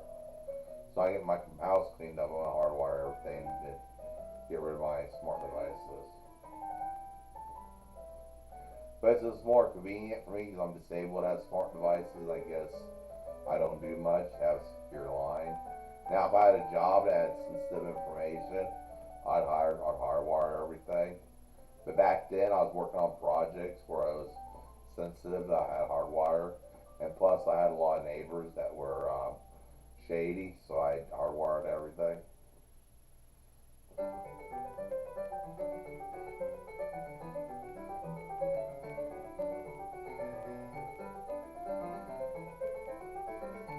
Yeah, in Southern Indiana, I had a lot of shady neighbors, and when my Wi-Fi passcode, so I shut it off. I know my mom was giving it away because a lot of nights it run real slow, like everyone was running off our Wi-Fi. That pissed me off. I told her, no, don't give out our Wi-Fi passcode. They're probably buying drugs and talking about drugs, and God knows they're doing our Wi-Fi. But my mom didn't care. That's why me and my mom is wonderful. Don't get my mom wrong. I love her very much. In fact, if I get so much money, I send her our gift to Amazon. But we don't do well living together, but for at least 5 or 10 miles apart, we do fine. But I want her and my dad both close to me. That's why I'm going to talk to my dad, at least moving to Jasper where there's a Walmart or something like that. And I move in between them. I move to Marengo, my dad moves to Jasper, and then I move to Marengo. Or I move to Jasper. And then I can go to Memorial Hospital counseling instead of Life Spring. Jasper is a wonderful community, plenty of good Catholic churches. I'm getting my relationship built back up with St. Joseph's Church. I can go down there for confession, a lot of activities. My daughter went to Holy Family. I get a good relationship going there. I can build a relationship with my ex-girlfriend, kind of make amends. But she's had other kids. If they're struggling, if she's not married, I can marry my ex-girlfriend. I can take care of her kids to make up for not being with, being there for Isabel, and adopt her kids. If her kids' fathers abandoned them, like I abandoned Isabel, I could officially adopt her kids. She had 3 other men. She had 4 kids, including Isabel, with 4 different men. All those men walked out on Amanda. She's gonna be 40. She's gonna be 40 in 2026. She needs a husband. So what I'll do is I'll go down there, spice things back up, take her out to dinner and romance her, and then marry her and take her kids and adopt them, and find a way to raise a family down there and go to church. I'll tell her, look, I'm going to be there for Isabel. I could be there for your 3 other kids now. I've learned my lesson. I'm Catholic now, and I really want to make this up to you, man. I want to be there for your kids. I want them to have a father figure. And that would be the time I would close all my social media. You guys wouldn't hear from me again. If I do make this work out for Amanda, move to Jasper, I'm not going to have a social media presence anymore. Once I take a kid in my life, no more social media presence. That's my rule. Once I bring a kid in my life and start raising kids, no more social media presence, no more streaming for me, no more nothing. My life is going to be focused on their spiritual, physical, and their entire well-being. But I got to face reality. I'm too weak, too sick. But the hospital down there is great on everything that I need medically and everything. So I'm in Jasper.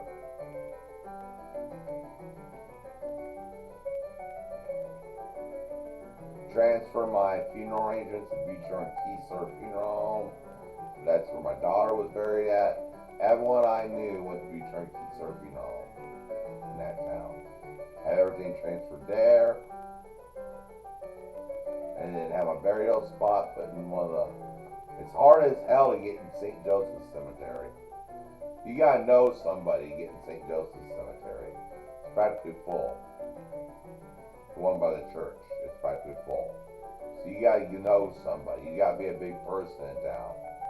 But if I work hard enough in the next couple of years in that town, get connections in the church, attend church services, all that, get over to Sycamore stage, be a presence in that town. You know, I'd probably get me, Amanda, and her kids each a plot in that church cemetery.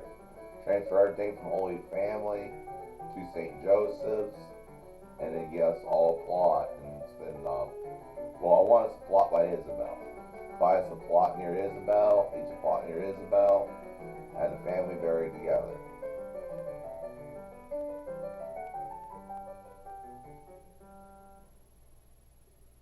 That's the main reason I would want to do it, is because I would want to be buried next near my daughter, and be married near my ex-girlfriend, who I want to reunite things, if she hadn't been married yet.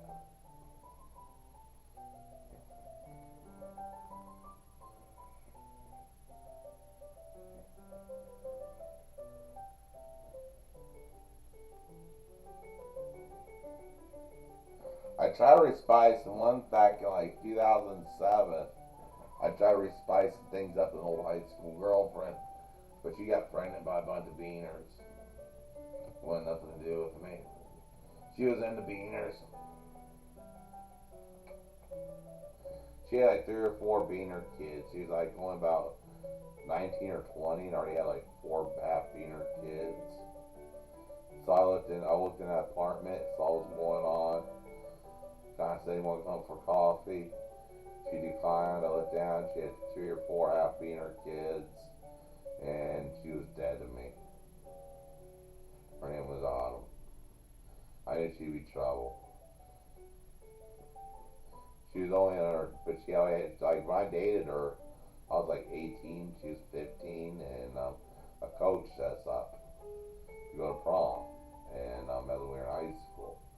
And she already had one miscarriage by the age of 15, and that was full of trouble. And her brother didn't like me, and we broke up. And this one girl, her parents were trying to get us hooked up, but she was a redhead, and I wasn't into redheads. And that's why I didn't date her. Because this one girl, her parents were trying to get me a better job, get me situated if I dated their daughter, because they really liked me. But I wouldn't date a redhead. I dated only blondes. That was my rule. I only dated blondes. When I was in school, I only tried to date blondes. And I guess that's why they liked me in that town. They knew I only dated blondes. When it came to women, I only dated blondes. I may try to hit it off with a brunette, but wouldn't be successful. But the women I hit it off with were blondes. And they knew I could make a blonde-haired, blue-eyed German family. I had German blood, and all the women that I was having sex with all the time were blonde-haired, blue-eyed German women. And they loved it, because I always would try to have sex with blonde-haired, blue-eyed German women. They didn't mind I was running around. What fucked it up was, when Amanda became pregnant, I didn't marry her, and I left the apartment in shambles, and I had a run-in with the, I had too many run-ins with the Schmidts. I threatened the life of a Schmidt. I got mad at a Schmidt, threatened his wife, she was a Schmidt. I threatened to kill her, but she was a Schmidt, and that's got me ran out of town. I threatened a Schmidt. You don't fuck with the Schmidts in that town. The Schmidts were the biggest family in that town. And that's what fucked me over in that town. I went after the Schmidts.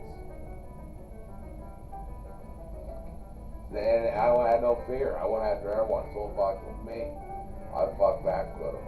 And Jasper don't work that way. You don't fuck with the Onselmans, the Schmidts, and if you and the Keys and a couple other families. You didn't, and yours, you didn't fuck those families. Now the Buellers, I almost had a slight opportunity to marry into the Bueller family. They owned the Bueller Bilos and a couple of stable lines. They were worth $50 million. Then there was the people on the car lot in the horse barn. And William Shatner had a horse out there at their barn. He came out there and rode his horse. Can't think of the. Alexa, name me car dealerships in Jasper, Indiana. I found a few options in Jasper. There's Bob Lewitt's Motors Incorporated, 188.7 miles away on Worthing Road. Hugo Hort Toyota, 188.8 miles away on West Rock Avenue. And Sternberg Chrysler Center, 189.2 miles away on South US Highway 239. Nope. I forget the name. It must have been bought out or something. Alexa, name me horse barns in Jasper, Indiana. I found a few options in Jasper. There's Firehorse Yoga, 187.3 miles away on 1/2 Main Street. Firehorse Yoga Massage and Wellness, 187.4 miles away on 1/2 Main Street. And Firehorse Yoga Studio and Massage, 187.4 miles away on 1/2 Main Street. Alexa, name me horse sales in Jasper. From Wikipedia.org. Jasper, an aggregate of microgranular. Alexa, name me horse sales places in Jasper, Indiana. Here's the place I found. Hugo Hort and Sons Cadillac Jasper, on Worthing Road in Jasper. It is currently closed, but will be open today from 8 a.m. to 8 p.m. Oh, I'm gonna get it. Oh well. B&R, Bob Ruckriegel. You did not fuck with Bob Ruckriegel. You were if you were a teenager and you pissed off fuck Bob Ruckriegel, you practically did not have a job anywhere in that town. He owned most of the fucking fast food places. He would not let you go on a smoking break. And also, he gave you a card. He did not give you a check. He gave you a cash card he paid you on. He was one of the first workplaces to pay you on a cash card. You had a card you were given when you were employed. And of course, when they fired you or you quit, you had to cut it up. But he would recharge your card when, on payday, your card would be recharged. He'd give you like a small bank card to his bank, and he would recharge your card. It was all digital through Bob Ruck, B&R Associates. Now, I should have worked through him. Because Arby's was ran by Bob Ruckriegel, and I had a connection to B&R. If I had taken that, I would have been probably quite successful through that. I think it might have been Bob Ruckriegel and his wife that wanted me to date their daughter. Or someone close to Bob Ruckriegel. And that would have been a good connection to have. Being Catholic and a close connection to Bob Ruckriegel, God, that would have been a good connection.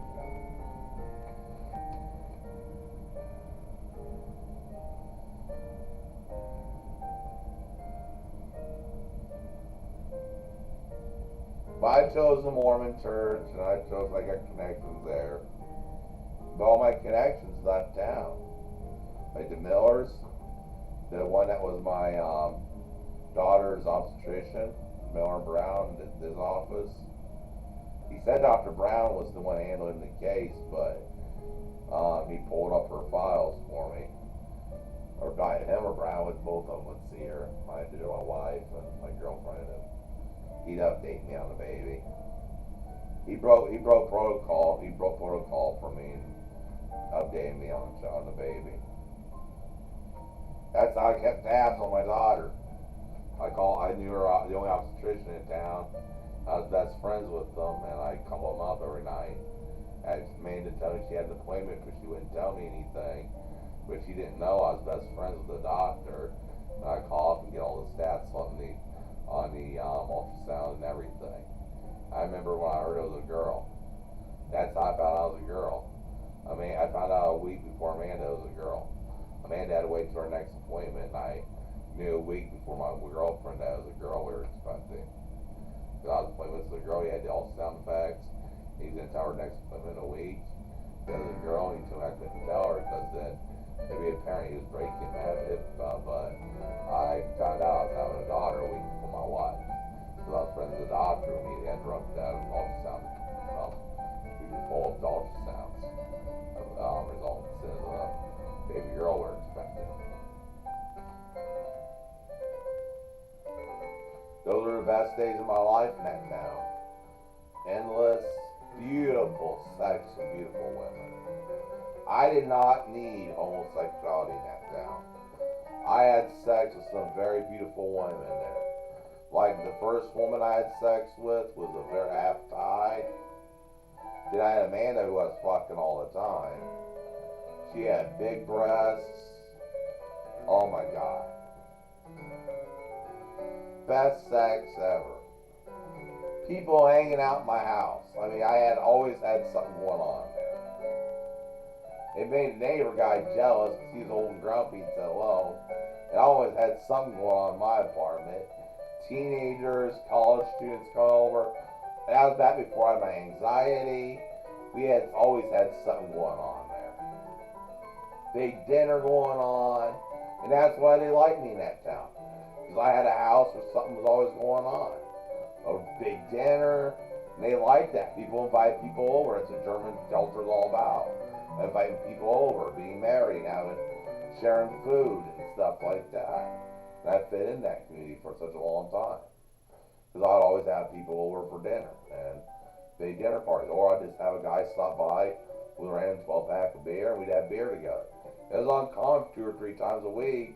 One of my friends show up with a 6-pack of beer, 12-pack of beer, and we'd kick back and get drunk and watch pornos. But we wouldn't touch each other. It was just 2 straight guys watching beautiful women. We were figuring out a way to burn it to DVD for him to watch. Because he didn't have internet connection, he had subscription. And we watched these women, and we would just sit there and enjoy watching these women meeting this Nazi skinhead. He was a Nazi skinhead. Fucking, he found out I was gay, he's so enraged. He wanted to kill me, he wanted to murder me. But he got sent to prison for setting fire to his apartment. So, I don't know what happened to him, but yeah, until he found out I was gay, or thought I was gay, I don't know what I am, because I don't want to act out on gays all the time. I don't really want to act out on it. It's something that disgusts me on acting out on.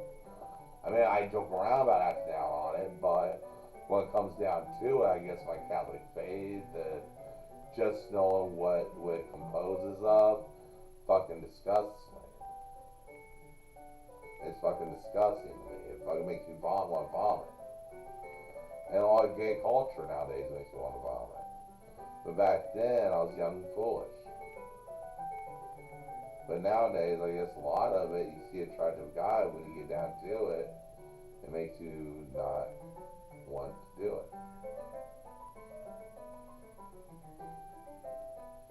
I don't know, my life is just one great big confusion. It's all more complicated on my orientation relationship status.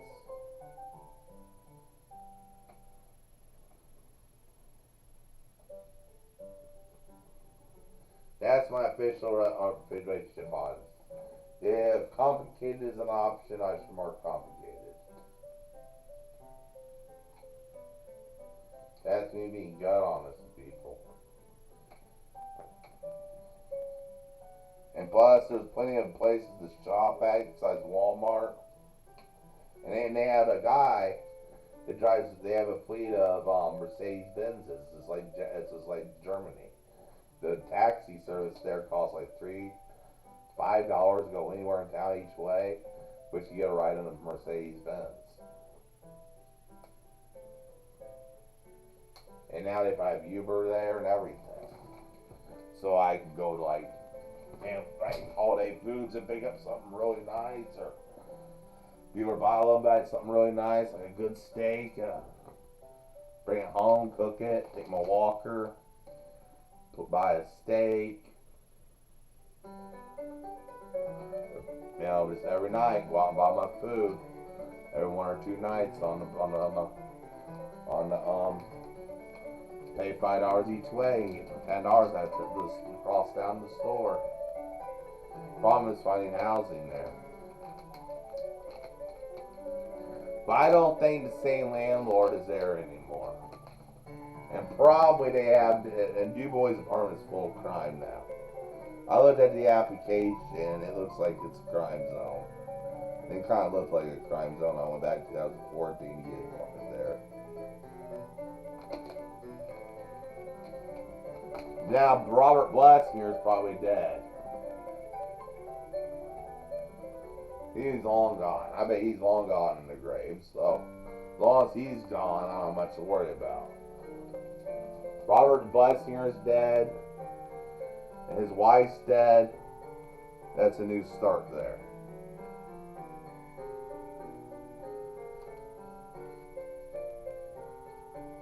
And the Schmidts have too much to worry about me.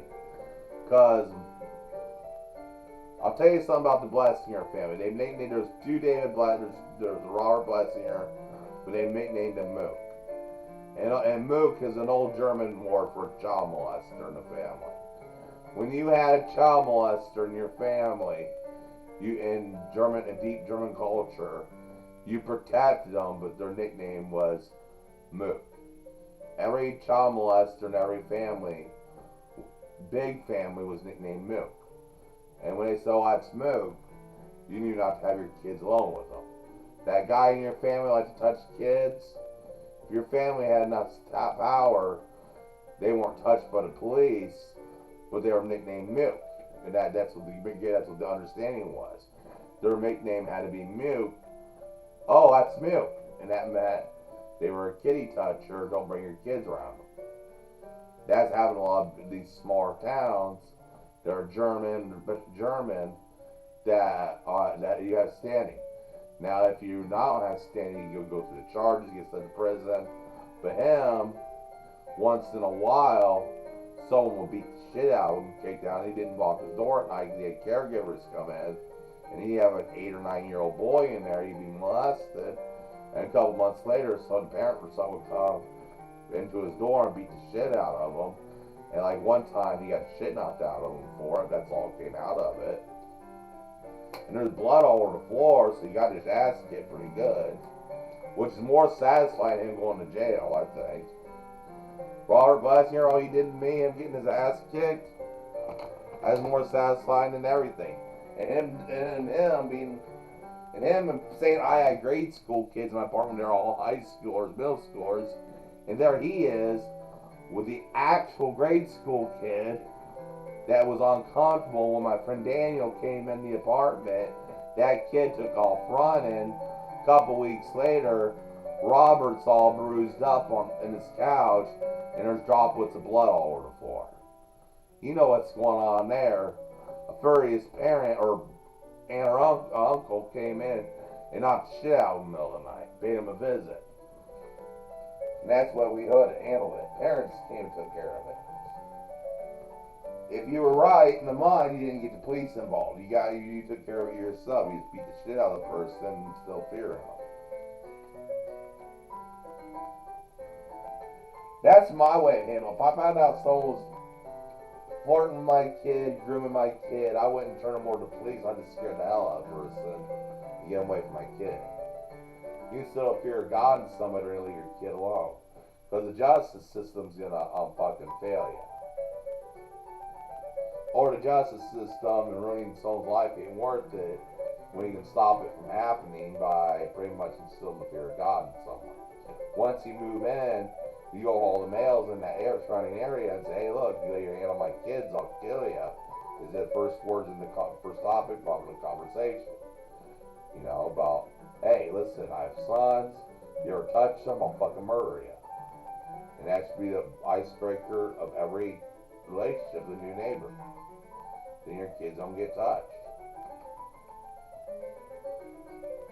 Everybody I knew I admired that introduced them to me, or introduced themselves to others, their first conversation, friendly conversation in the neighborhood, then they broke in, hey, I have 2 sons, I love them very much, you ever touch them, I'll fucking murder them, I don't fucking care what happens to me. Then you have respect for that person, because then you know they put family first. It's a mutual understanding when you have that argument. The best friends I've ever had started out with a big brawl. Something almost turned into where I almost got shot or the shit kicked out of me. Then we were best friends because we knew boundaries. The best friendships and the best relationships I ever had where boundaries were immediately set. And the ones that failed or didn't get along too well where boundaries were not set immediately. But the best friendships and everything is where boundaries are immediately set.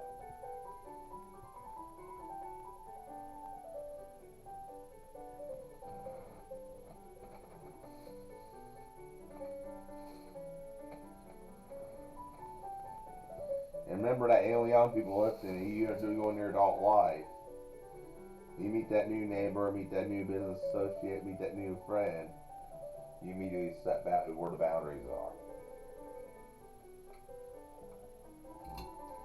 You're gonna get along married.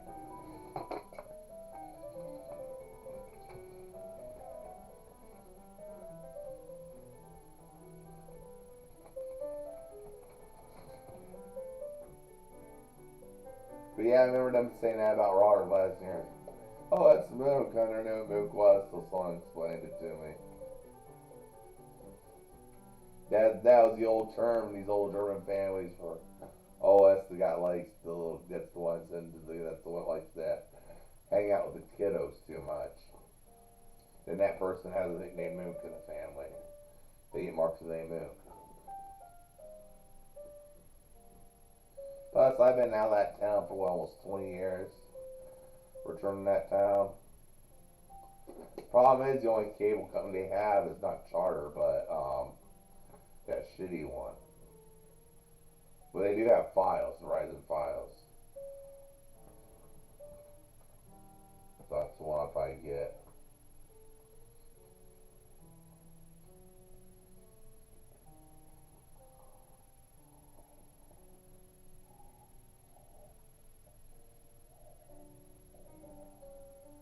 Because they have that one and the one I had in Florida for switching to Frontier.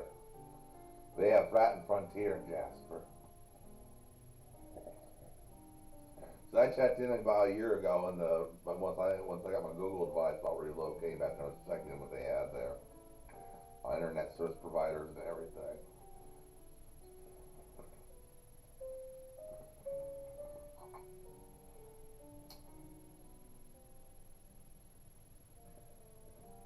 Plus, I'm comfortable with the fourth floor. I call and tell them, about my time on. I might call them later on this week. Tell them I went to a spell where I was doing that new hymn, but I was temperamental, and I'm just scared for my future up here. And tell them there's programs in Jasper for people to come relocate there and help I can get if I'm disabled to relocate to that town once my dad dies. That's the first number I'm calling, and my dad dies. One, deal with the grief, because they're carrying people on that floor. And number two, I want to be a good Catholic town. I don't want to be in this town anymore. Without my dad, this town's going to be useless. And Jasper, I just sit alone just fine. People mind their own business there, so I can just sit, smoke my cigarettes in an apartment, whatever. I'll rent a small house, get a cleaner for cheap. Get a case manager, be my pay each or sirs.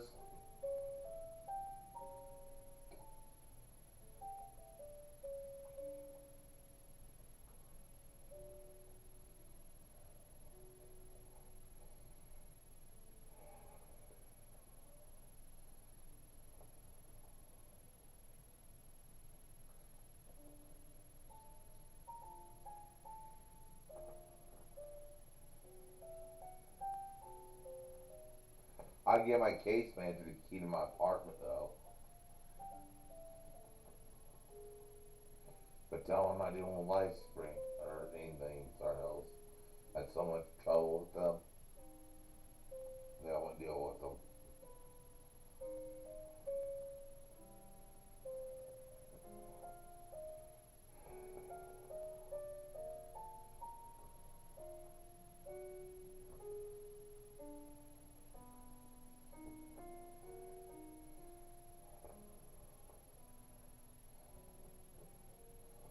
I get a ride to Mass every Sunday. Call them up and call St. Joseph's Church and get a ride to Mass every Sunday. I just call up any church and just about any church and get a ride to church.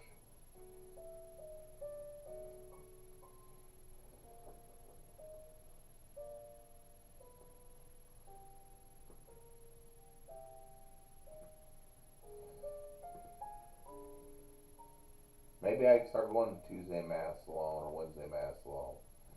Get there around 4. Confession starts around 3. Get there around 3:30, 4 o'clock. Have confession, sit there and talk to God in the church quietly. Do my penance. And sit there and wait for Mass to begin.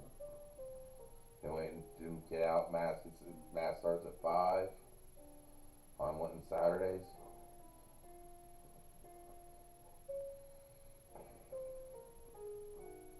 And do my own private thing, or I take Dad to. We do a Saturday Mass.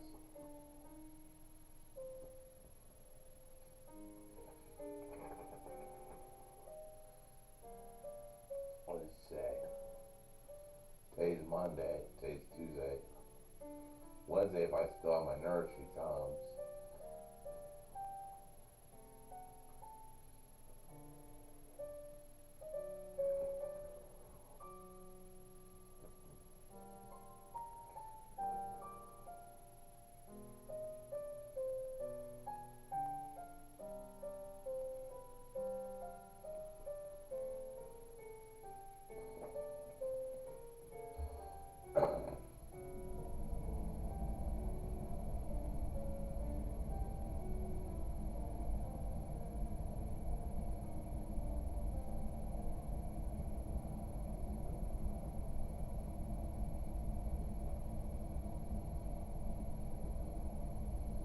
Can't wait to get paid. It'll be in a month. The Elzar hasn't been on tonight.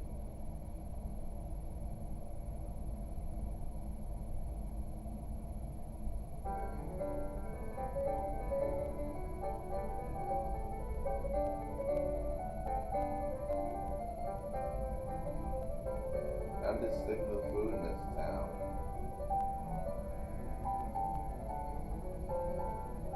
The only 2 places to shop in this town are Kroger and Aldi and Walmart.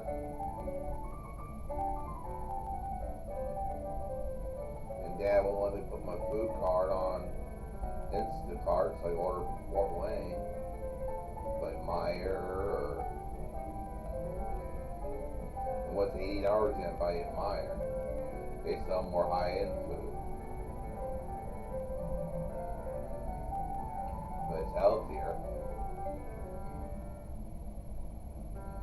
Maybe I should join Sam's Club or Costco. I should join Sam's Club. I'll talk Dad into Walmart Plus and Sam's Club. Dad hook up to Instacart and order to Sam's Club.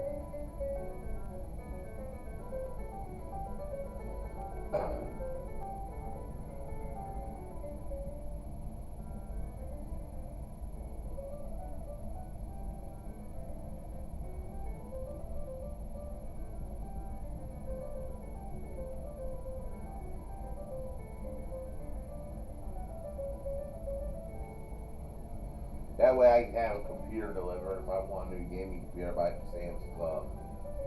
If I want to get a new one through, I want to get a new one, start saving up and get a new one for and give Dad $50 a month to put back for a gaming computer. Start from now till about March.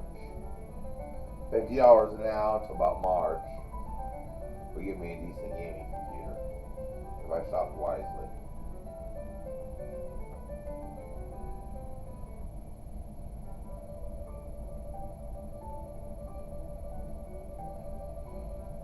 Or maybe next Christmas, next April, when GTA 6 comes out. Starting this month, I save up until GTA 6 Online comes out for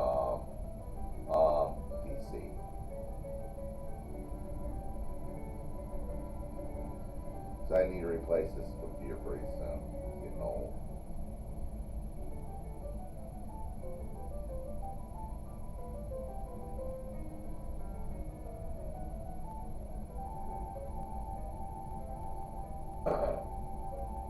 But there's just such a housing shortage.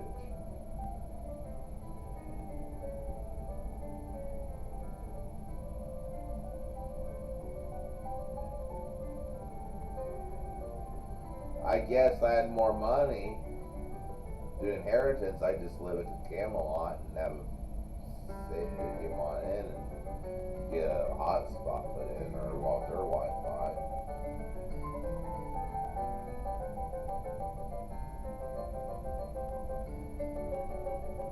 They're $30 a night for the They're $30 a night for the thing. Yeah, I can request my fridge to be replaced, be a basic place to live. Kind of scenic. I get to smoke and it's a nice little place, comfortable place to live. Have a clean person come in once a week. He don't provide the cleaning. I have room service, but maybe keep my clothes tidy up, have my oxygen tank, lay in bed and watch Fox News all day, get free cable TV, and sit and watch Fox News, get special permission to have internet installed in there. Buy sign a year's lease with them. Maybe I'd have to prepay that year's lease. Like $600 a month. And then maybe my Section 8 would kick in, be part of it.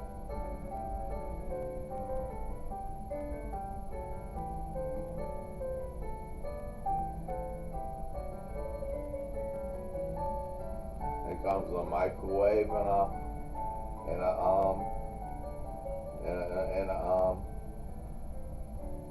it has a little heater in there, microwave and a little heater and stuff like that. Just stay away from LifeSpring.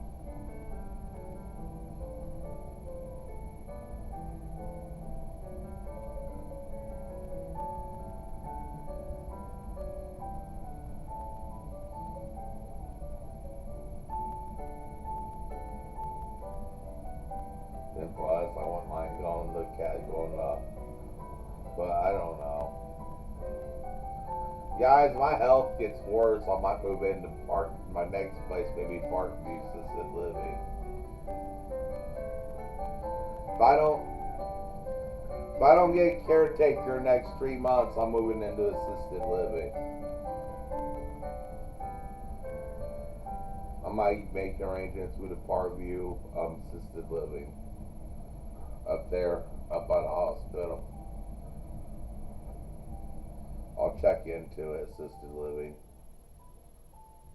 Because you get your own apartment and stuff, you smoke outside, but you get your own assisted living.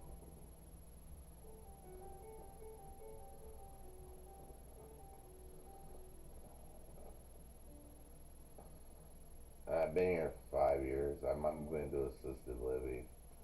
I can't care for myself anymore, guys. I got knowledge of that. And I'm not going to make any more money. I got to face reality.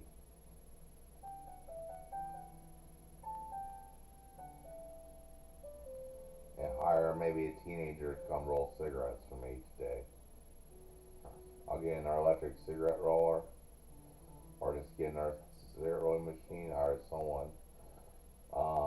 Pay them $20 a week. They can roll themselves a pack of cigarettes. They can roll themselves 2 packs of cigarettes each week. They come and roll me maybe a carton up and roll up my 2 bags. And put them in baggies. Pack them tight. Then I put them in the freezer. I don't know. I might hire someone rolling cigarettes for me. It's getting hard to roll cigarettes without making a mess.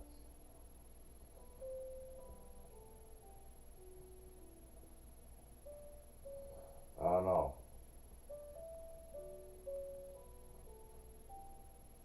I may ask my neighbor lady if I can hire her son, and if I give him $10 and her 20 or 40 cigarettes, if her and her son smoke, I give them 40 cigarettes a piece. He rolls up a bag or two for me. Tell him I need to start talking. We need to start communicating with my neighbors. And my neighbor back here, over here, rolls my cigarettes for me. And I just pull them out and smoke them.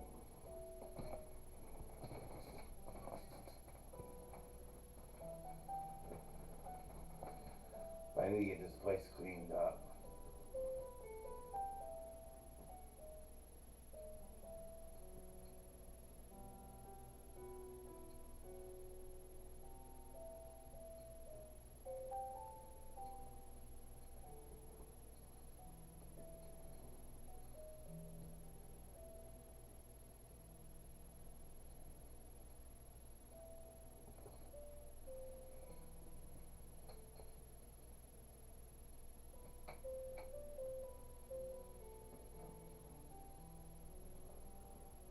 I think on my credit cards, I'm gonna start paying $10 a month.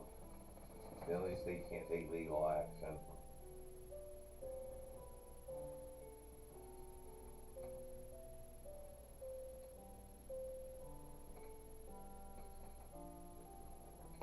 Get all my debtors, that collection agencies together, find out who's collecting what bill, and pay $10 a month. Continue paying Finger Hut $50 a month. Cause I buy stuff off there. It keeps me an open line of credit and drop the creditors. And if it's a big enough bill, $10 a month, 60 months. That's 5 years I haven't paid off. My debt's paid off. Tell them I can't pay them. I break even each month. That's not even having a cell phone. And I got half-assed internet because of all the devices I have.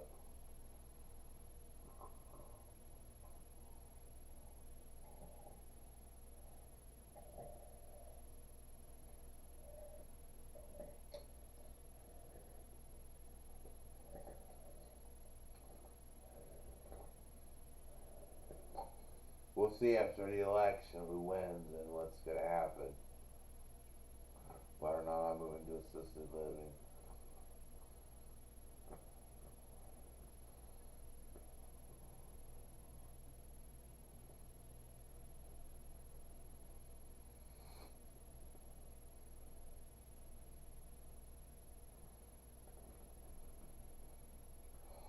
I'll be right there by my doctors and everything. Then they can take me and my doctor. Be up there, damn, be right there.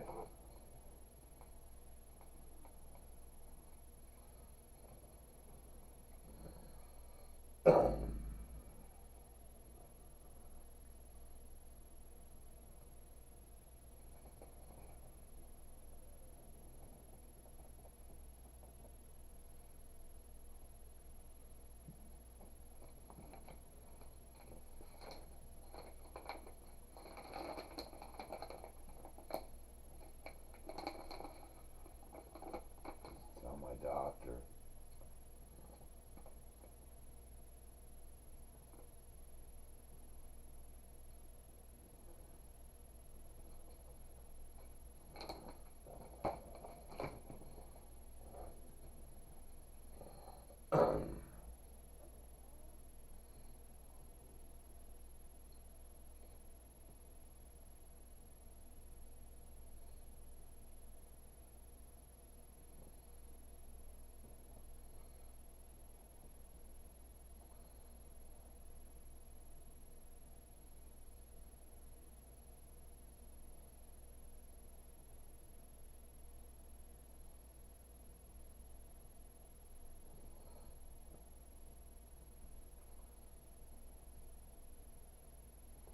I just need to get my toenails clipped and everything. I just can't.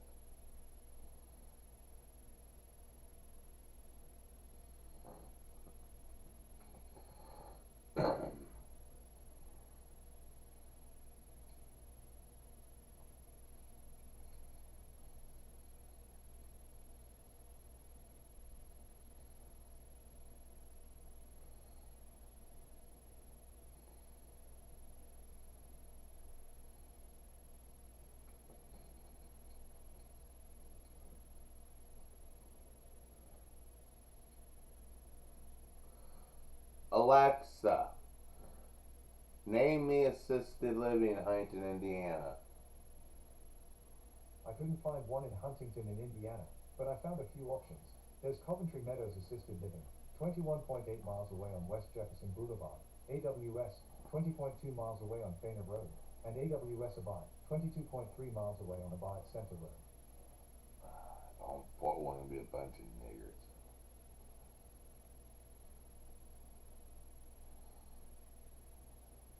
I'm thinking I'm moving to assisted living. I know Parkview has assisted living up there. Alexa, tell me about Parkview Hospital Assisted Living in Huntington, Indiana. I found a Parkview Huntington Hospital in Huntington. Parkview Huntington Hospital is 3.5 miles away on 2001 Stoltz Road in Huntington. It is open 24 hours today.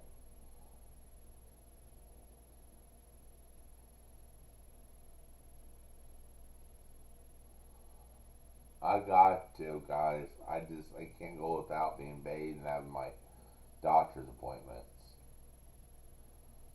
I'm at that stage in my life, guys. I gotta admit it. I can only move around and everything. I gotta arrange something. I can't. I have that fear of showers. If I don't find a caretaker, now we may get a caretaker to age in place. We'll give it a couple more weeks. I'll give it 2 more months. But then I'm going to start making, I can do it. I have my thing over there. I'll get those wet wipes. Jim Bob, how much money do you have? If you send me $40, I can order those wet wipes like you have in a hospital. And some special soap, and I can wipe myself down each day with wet wipes. And I can pay my Amazon subscription, my Amazon Prime for $6.99.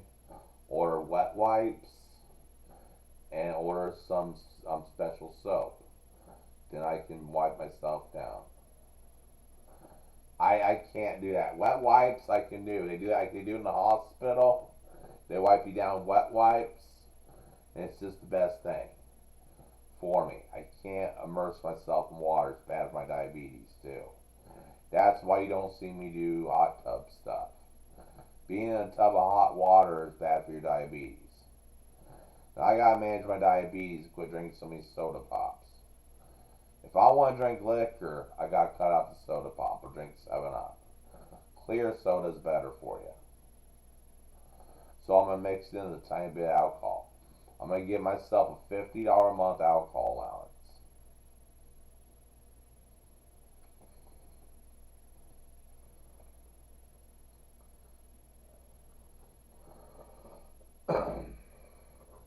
So when I get paid Friday, me and Dad are going to save on liquor, and I'm getting me my first pint of Kessler, and I'm going to get a pint of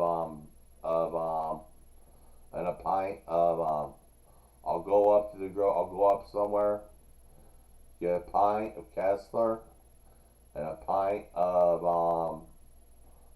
decent vodka. Then I'll go up and buy orange juice. I can't afford Guinness. I don't like the taste of beer. Kessler is my loyalty. Kept me warm. I lived in that old trailer. It's Kentucky bourbon. I'm American. I grew up in the hills near Kentucky. Kessler was made in Bardstown, Kentucky. That's their plant set. Alexa, where is Kessler bourbon made? Kessler bourbon is made in Kentucky. It is a distilled spirit made from a high-quality ingredients, and it is a type of whiskey. Alexa, what town in Kentucky is Kessler bourbon made in? From worldatlas.com. The town sits just outside Lexington, where it reflects calm and pristine natural beauty. Alexa, what town in Kentucky is Kessler whiskey made in? Kessler's whiskey is made in Loretto, Kentucky. The distillery is historic, and the whiskey is crafted to be smooth with notes of caramel and vanilla, making it ideal for an after-dinner nightcap. Yep, I'm gonna get that. Kentucky bourbon. American. I'm American, Jim. I may fly that Irish flag, but I'm American first. And I grew up in those hills, Indiana, southern Indiana, and Kentucky. I gotta be low that when it comes to my whiskey. I had a shot of that when I had my every morning. That trailer was cold, and that whiskey, that shot of Kessler, warmed me up. So every morning I'm gonna start out with a screwdriver. You know what that is? That is vodka and orange juice. Put a bit of vodka in my orange juice to warm me up every morning to keep on my heating bill. Keep it about 65 degrees in my apartment all winter long. Get some thick blanket, get some pajamas, get some clothes on. Not stream 24/7 with my caretakers here. And come on, make a video maybe during the day. Do my Bible study. Arrange a video upload. Then in the evening do a stream. Then turn it off around 3 a.m.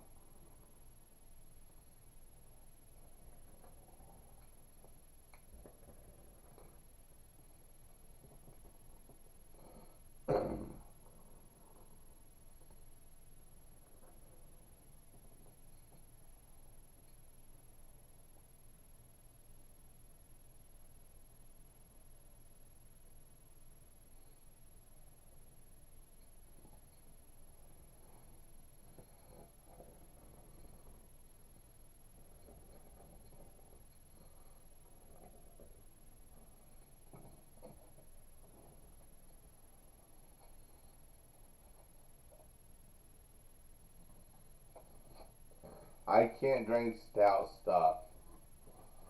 I mean, I gotta have. I can't. I don't like beer or stout. I gotta have a good,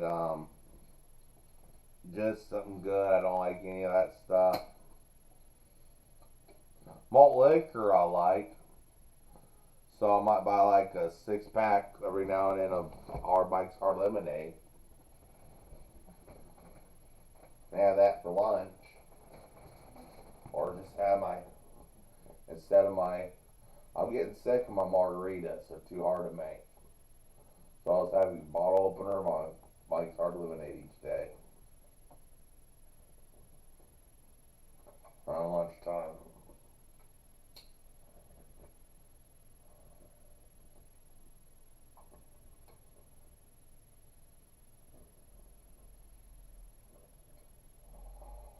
They understand this old man can't afford imports in the United States.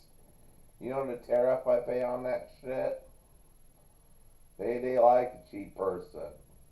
We Irish people are cheap. You know us, we Irish people are as bad as the Jews when it comes to being cheap. We're often mistaken for Jews when we do business. It's the Irish and the Jews always doing business here. The Irish, the Jews, and the Italians always mingle together in mafia business. Have you ever noticed that? When the mafia guy is either Irish, Jewish, or Italian, we're one together. So I'm going to go down to the printer and have something printed up and sell on Amazon. It's going to be a special book of my life. Or something special I'm going to print up and stuff for each of you guys to buy on Amazon for a reasonable price. Stein Printing's where I'm going to have it printed, a Jewish printer. And I'm going to have it put on Amazon.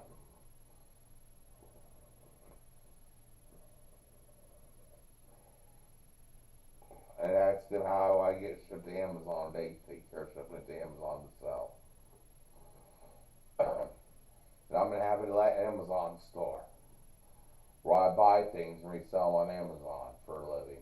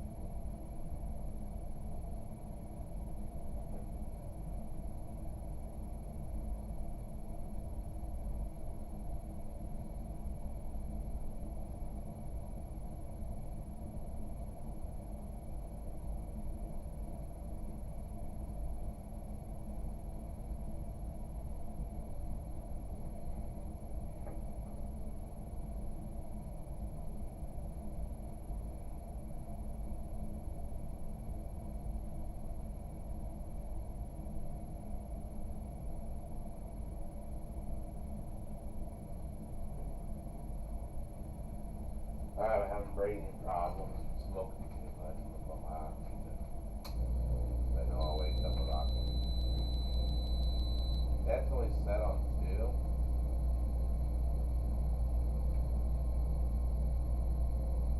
There we go, 3. Or is that 3 problems?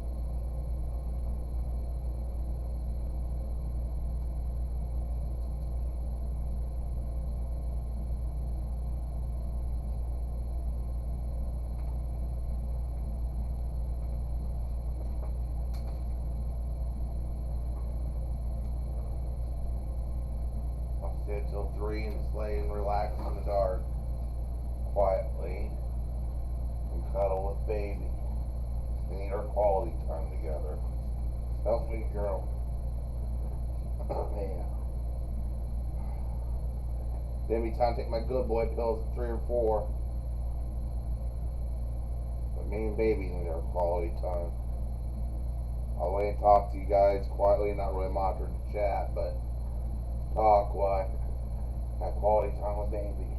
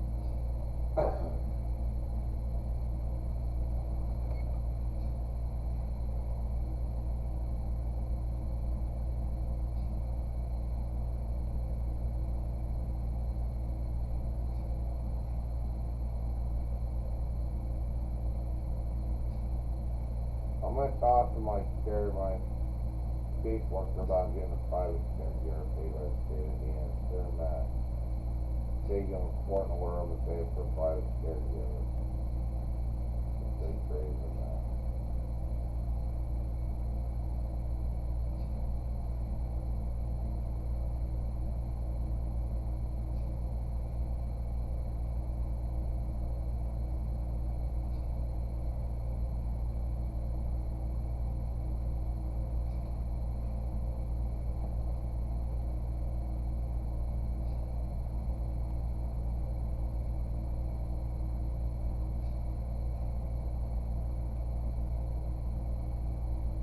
Track down Sabrina, I pay her to work 5 days a week.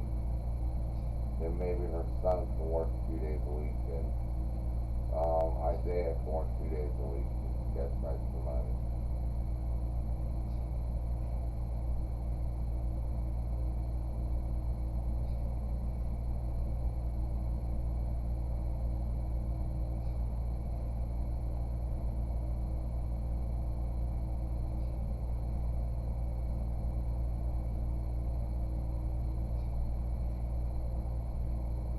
State of Indiana will have to pay for her to get a place at Huntington Inn, and pay for a food allowance and a spending allowance agreement that he works for her. He works for me. And hire Isaiah and pay him about $15 an hour to work on during the weekend.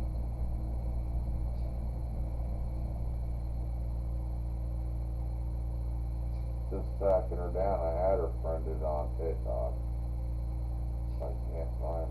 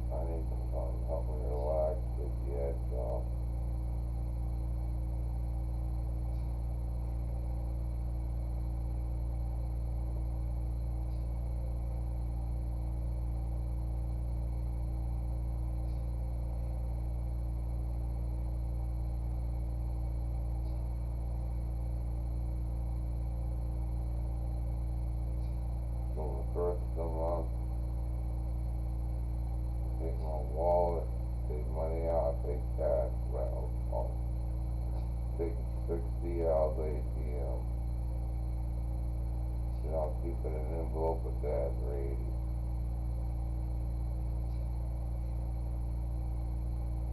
I'll keep a special orange thing, orange juice I marked with a marker for my screwdriver.